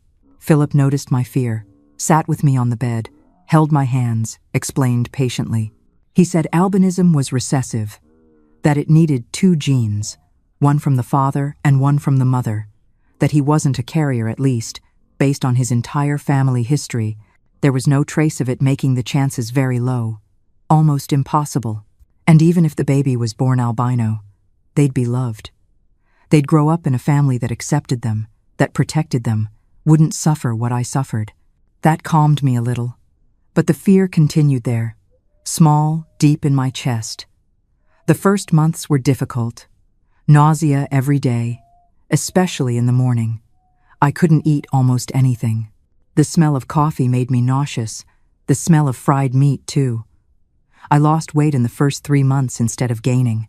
Philip was worried. He forced me to eat crackers, drink juice, anything so I wouldn't get sick. After the 3rd month, the nausea passed. My belly started to grow. I'd look in the mirror, seeing that small volume growing slowly. I'd put my hand, feel the skin stretching. It was strange and wonderful at the same time. There was a life growing inside me, a life Philip and I made. I continued working at the hospital. There was no way to stop. We needed my salary. We needed to save some money for when the baby arrived. I no longer earned as little as before. Because of time on the job, my salary had increased. There they had a system. Each year, the employee went up a little. In the end, I already earned almost 5 times more than when I started, and that made a difference in our budget. My husband didn't want me to work anymore, especially after I got pregnant. But I was stubborn, and he, whether he wanted to or not, ended up doing everything I wanted. Even so, the routine was hard. I'd wake up while it was still dark, prepare coffee, and leave with the cold wind hitting my face. I'd take 2 buses to St. Luke's Hospital, always crowded, always with people pushing. I'd arrive tired, but I didn't complain. It was honest work, and I was proud to be there. I'd clean corridors, change sheets, disinfect entire rooms with that strong smell of alcohol and disinfectant that stuck in my hair and clothes.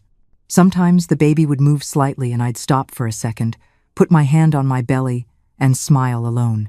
One of the conversations we had during the pregnancy was about the baby's name. The problem is, we didn't know if it would be a boy or girl. Back then, there was no way to find out before. So, we needed to choose two names. Philip wanted to honor his father anyway. If it was a boy, he wanted to name him Eric. If it was a girl, he wanted to name her after his paternal grandmother, Ingrid. I explained to Philip that here in America, it would be a massacre. Children would make fun of the name, teachers would get it wrong, everyone would say it wrong. Our child would suffer just because of the name. Philip was sad. He said he understood, but that he really wanted the baby to carry something from his family, from his father and grandmother, whom he had loved so much. We stayed like that for weeks. I'd suggest American names. If it was a boy, Peter, John, Luke. If it was a girl, Mary, Anna, Rose. Philip thought they were nice but said there was nothing Norwegian. Until I had an idea. What if we chose names that existed in both countries? Names that worked in Norwegian and English. We started looking. For a boy, we found Liam. In Norwegian, it was also Liam. It worked in both places, we decided. Liam Eric Bergman. Liam to use day to day, Eric in the middle as a tribute to Grandpa. For a girl, it was harder. Ingrid didn't have an English version, but Claire is simpler. Pretty, classic, strong. We decided. Claire Bergman. We were satisfied. Whichever it was, boy or girl, would have a name that worked here, but carried the memory of his family. It was a mix of both cultures, both worlds. In the 8th month, the supervisor called me into her office. She said I could stop if I wanted, and I wanted, of course. I had been dreaming of rest for a long time. My body was heavy. My legs swelled at the end of the day, and the false contractions came more and more frequently, those that make you hold your breath and think the time has come. I tried to pretend I was used to it, but the truth is each twinge gave me terrible fear. That expectation at the end of pregnancy is a mixture only those who go through it understand. Anxiety, curiosity, joy, and terror all together. Your heart seems to live beating outside your chest. Even more for a first-time mother who doesn't know what real pain is or what a false alarm is. Labor started one March morning. I woke up with pain in my belly. My water broke in the middle of the living room, wetting everything. Philip took me running to the hospital, where he worked doing on-call shifts, because to pay for the used car we bought, we needed more money. So, he started working there. We arrived at the emergency room. Philip took me straight to the delivery room. His colleague, Dr. Evans, was on duty and took charge.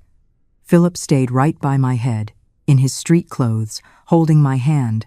He wasn't in doctor mode. He was in husband mode, and I could see the fear and tension in his eyes. The pain became unbearable. It came in waves, squeezed everything inside, left me breathless. I screamed, cried, wanted to give up. Philip held my hand tight, kissed my forehead, said I was strong, that I would make it. I saw the struggle on his face. He wanted to do something, but he knew his place was with me.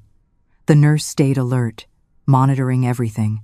The hours passed, 3 hours, 4 hours, contractions getting stronger and stronger.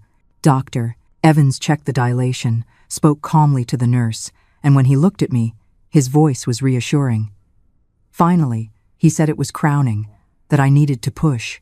I felt the baby descending, tearing everything. I screamed loud, pushed with everything I had, and then I heard the cry. Loud cry, strong, of a baby with good lungs. I looked down. Dr. Evans was holding the baby. He smiled at Philip and said, "Congratulations, Dad." The skin was light tan, pink, dirty with blood, but tan. The hair was black, wet, dark. It wasn't blonde. It wasn't white. That breath of relief, the deep-seated fear that she would pass on her curse, was finally lifted. In that moment, holding her son, Miranda wasn't just a mother. She was the founder of a new family, free from the shadows of the past. Philip started crying. He cried and smiled at the same time. his face next to mine. The nurse was also crying. Everyone in the room was emotional. The nurse cut the umbilical cord, cleaned the baby, and brought him to me, placing him in my arms. Philip looked into my eyes and said with a choked voice, "It's a boy. It's Liam. Our Liam." I held that warm little baby who cried loudly. I looked at his eyes. They were still kind of closed, but you could see. They were blue, very light. While Dr. Evans took care of me, helping my body release the placenta, checking if everything was okay, Philip sat on the edge of the bed. He hugged both of us. There were the three of us crying and laughing at the same time. I left work at the hospital after Liam was born. I couldn't stand leaving that tiny thing at home. When the boy had just turned 1, he walked holding on to things, fell, got up, laughed in that way only small children know how to laugh. I was 5 months pregnant with the second child. My belly already showed round under my dress. It was Thursday night when the phone rang. We already had a phone at home by then, a rare thing, but Philip insisted because he was a doctor and sometimes they needed to talk to him urgently. I was in the kitchen warming milk porridge for Liam when I heard Philip's voice changing. It got louder, then lower, then trembling. He spoke Norwegian. I went to the door and stood there watching. Philip was with his back turned, holding the phone with both hands, bent forward, as if the voice on the other side weighed. He spoke words I recognized by sound, but didn't understand the complete meaning. That beautiful Norwegian I loved hearing, but now it came loaded with emotion, with pain. He started crying, "Dear." I felt my chest tighten. He stayed on the phone a long time, half an hour, maybe more. When he hung up, he stood with his back to me. His shoulders went up and down. I approached slowly, put my hand on his back. Philip turned and hugged me tight, his face buried in my neck. He was trembling. He spoke quietly, still in Norwegian, then corrected himself and switched to English. His mother had called, asked for forgiveness. She cried a lot on the phone. She said she was wrong, that she was afraid of losing her son, that she couldn't stand living without him anymore. She had discovered she had a grandson, Liam. She asked the boy's name, and when Philip said Liam, she repeated it slowly, trying to memorize it with that Norwegian accent. She wanted to meet the boy, wanted him to grow up there nearby, in Norway, with the family. She said she didn't even ask if he was albino. That didn't matter anymore. She was going to leave money in the bank for tickets for all of us. She begged Philip to return. You see, even the hardest of hearts can melt. Perhaps it was the fear of losing her son, or perhaps regret. But I believe it was the longing to be a grandmother. A grandchild has a power to heal wounds that you yourself have caused. I heard everything quietly, my heart beating fast. I felt fear, but I didn't let it show much.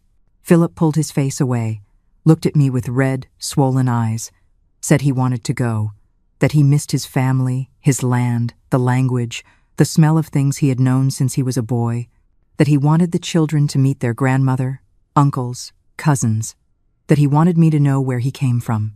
I looked at my belly, at Liam playing on the sofa, at Philip. I took a deep breath and said quietly that it was okay, that we'd go together, that family was this, going where you needed to go. Even with fear squeezing my chest, I knew he needed this. The news spread quickly among the people who mattered. Sister Margaret cried, hugged me tight, and said she'd pray every day, that she'd send letters, that I had to write telling about everything. Miss Linda was quiet when she heard, her eyes watery, but agreed to keep Duke. The dog was already old. There was no way to take him. I hugged each one for a long time. I thanked them for everything they had done for me. I said I'd never forget that they had truly saved my life, and they really had, dear. Without them, I don't know where I'd be today. At the bank, the money appeared deposited just right, as Philip's mother had promised. Tickets for 3 people, one-way ticket scheduled. Philip took care of everything. Documents, suitcases, paperwork. I just watched with my hand on my belly, Liam on my lap. That to me seemed like a dream. Me going to travel to Norway. Was it real? The plane left the airport one morning with a clear sky. I had never flown in my life. I squeezed Philip's hand at takeoff, felt my stomach turn. looked out the window and saw the world get small below. The flight had a layover, took more than 15 hours total. When we arrived in Norway, it was already another day, another light, another world. What tiredness, dear, what suffocation. Liam slept on my lap almost the entire trip, but when he woke up, he wanted to get down from my lap.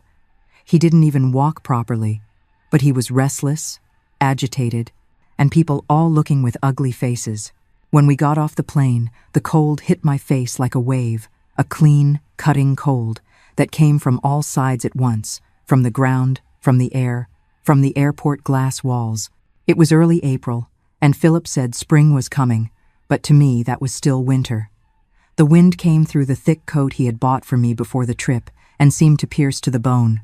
Liam cried as soon as the icy air touched his skin.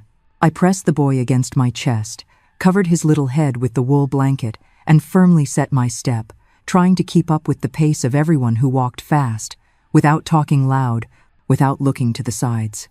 Outside, everything was different.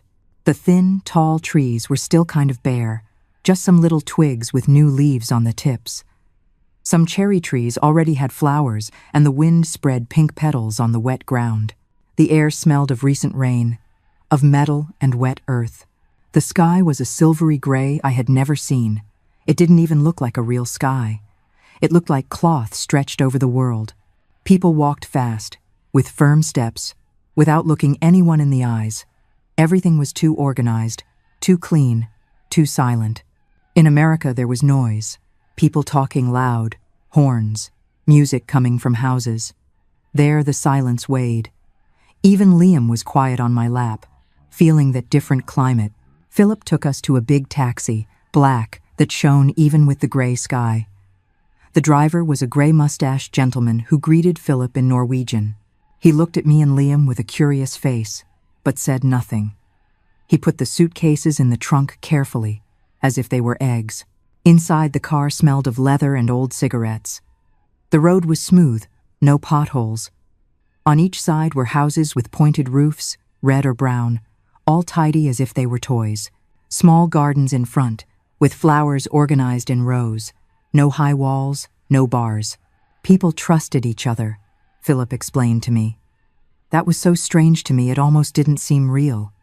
We arrived at a 2-story house, with white walls and dark wood beams on the outside. It had a small porch, full of pots with red geraniums. The little wooden gate creaked when Philip opened it. My heart beat so hard I thought it would come out of my mouth.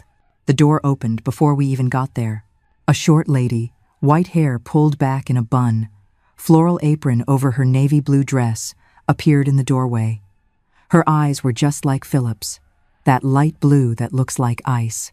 When she saw her son, she raised her hands to her face and started crying. Philip dropped the suitcases right there on the wet ground and ran. He hugged his mother tight, and the two stayed there swaying from side to side, speaking in Norwegian, crying, laughing. I stood there with Liam on my lap, my belly weighing, not really knowing what to do. I looked around and saw more people coming out of the house. A tall gentleman, with thick glasses and suspenders. 2 younger women, similar to Philip in facial features. A skinny boy, with blonde hair, almost white. Philip's mother let go of the hug and came to me. She had red, swollen eyes, extended her trembling hands, and touched my face delicately, as if I would break.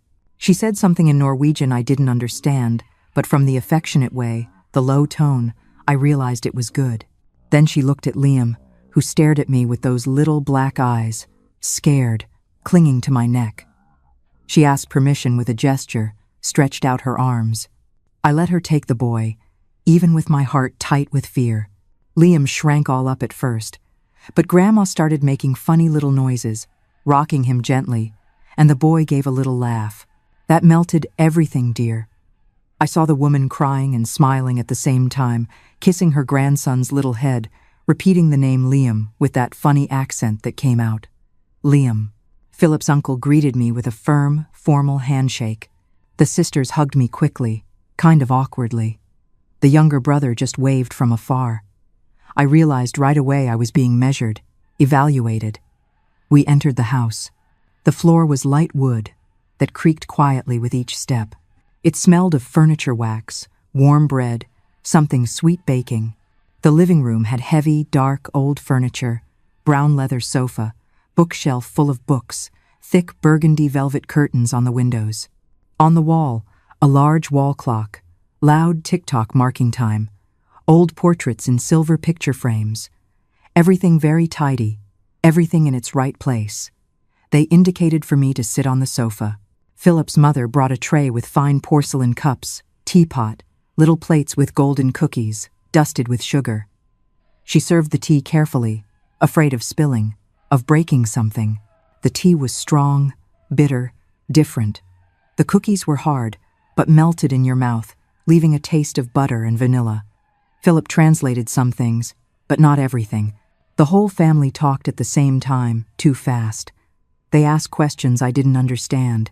He tried to summarize. They wanted to know about America, about the life we had, about how Liam was, if I was feeling well with the pregnancy. I answered what I could, smiling, nodding, trying to seem nice. The house was cold inside, even with those strange iron heaters attached to the walls.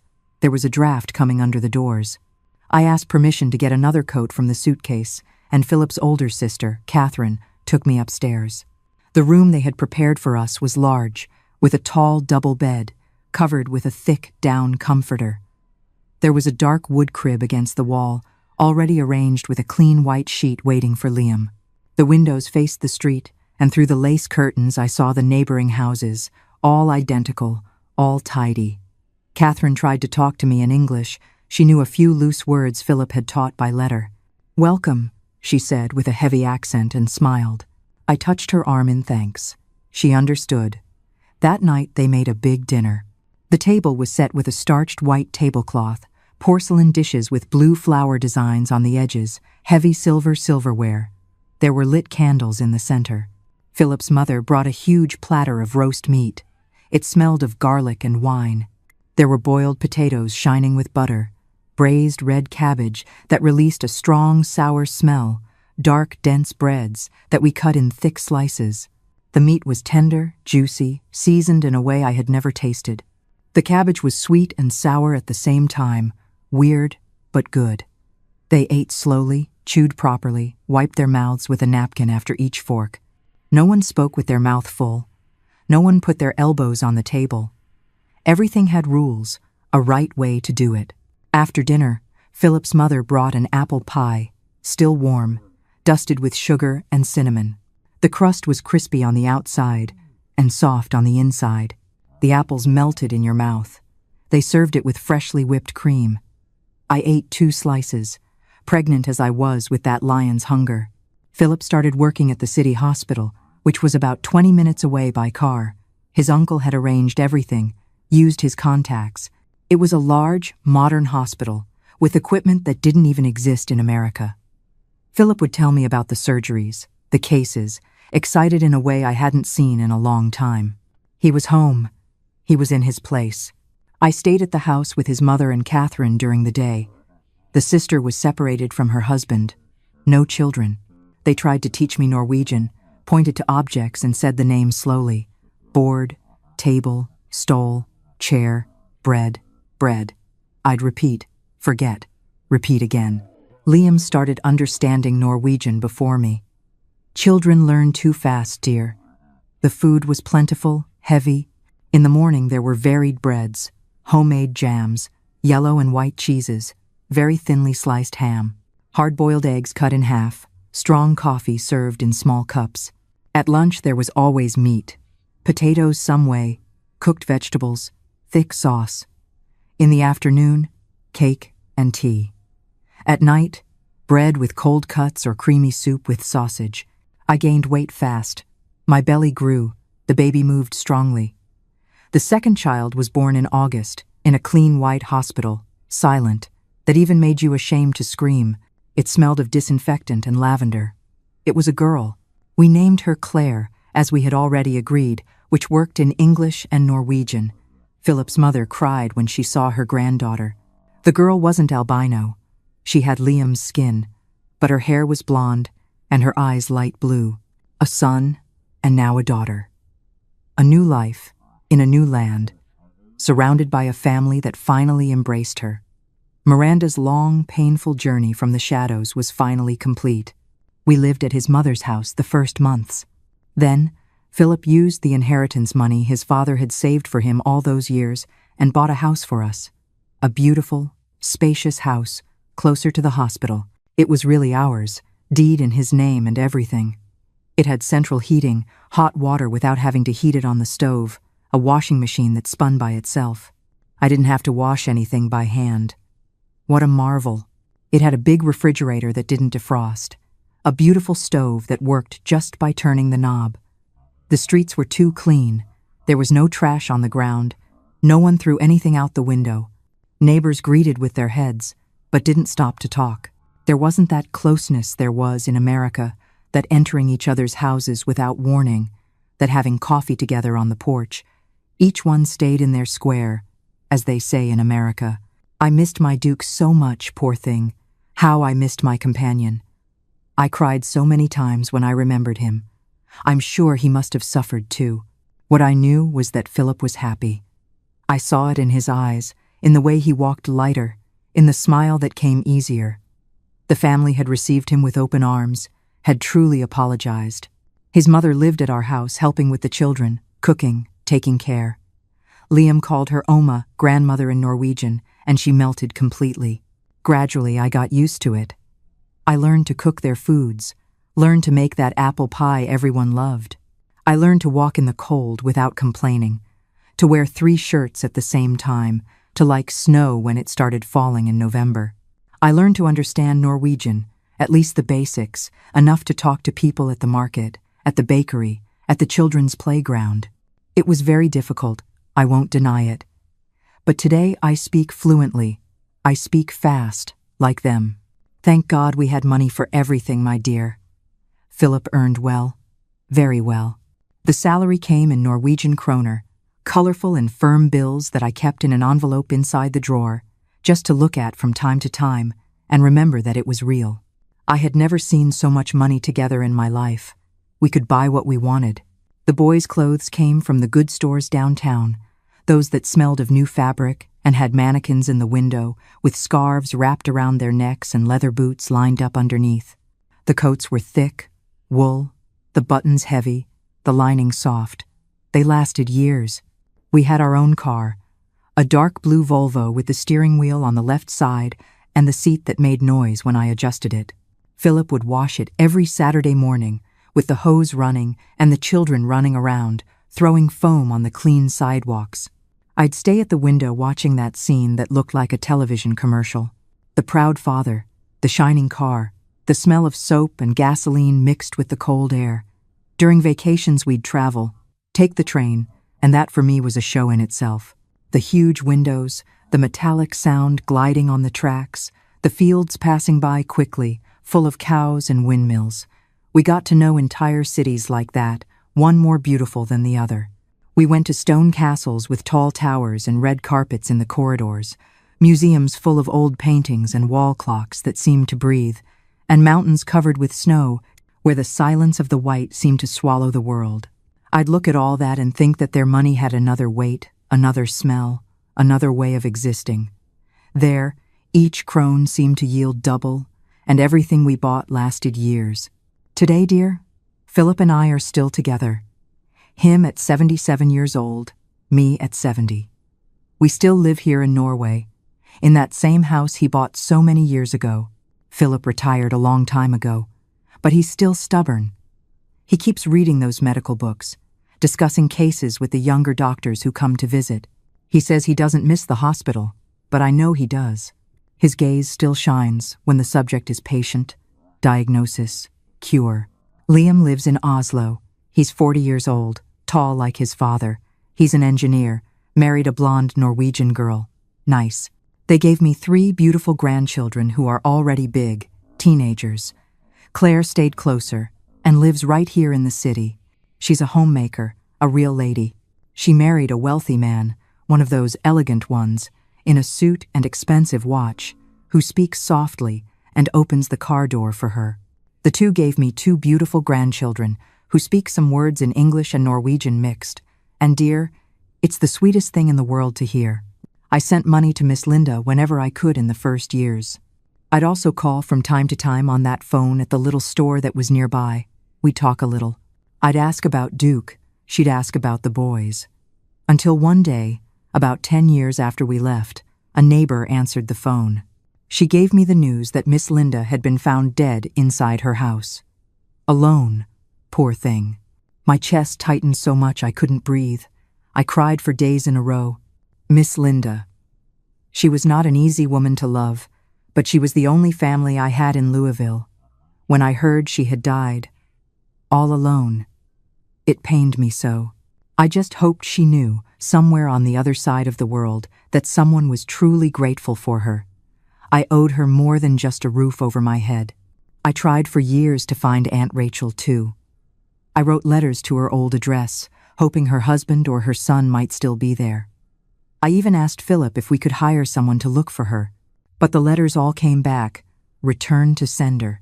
And after Sister Margaret vanished from the hospital, I had to accept a painful truth. Some angels are only meant to be in your life for a season. They appear, they light the path, they save you, and then they are gone. I never got to thank them, not properly, but I have lived my life in a way I hope would make them proud. I have tried to pass on the kindness they showed me, the kindness that proved to me I was worth saving. Sister Margaret left the hospital. She must have retired, because when I tried to call there looking for her, they said she no longer worked there. I never got news of her again. I wrote letters too, but never got a response. No one knew where she was. I never went back to America. And to tell the truth, I don't even want to go back. I'm fine here. I'm happy. Sometimes I think I was born twice, once there to suffer and learn, and once here to truly live. And I'll tell you one thing, it was worth remembering everything.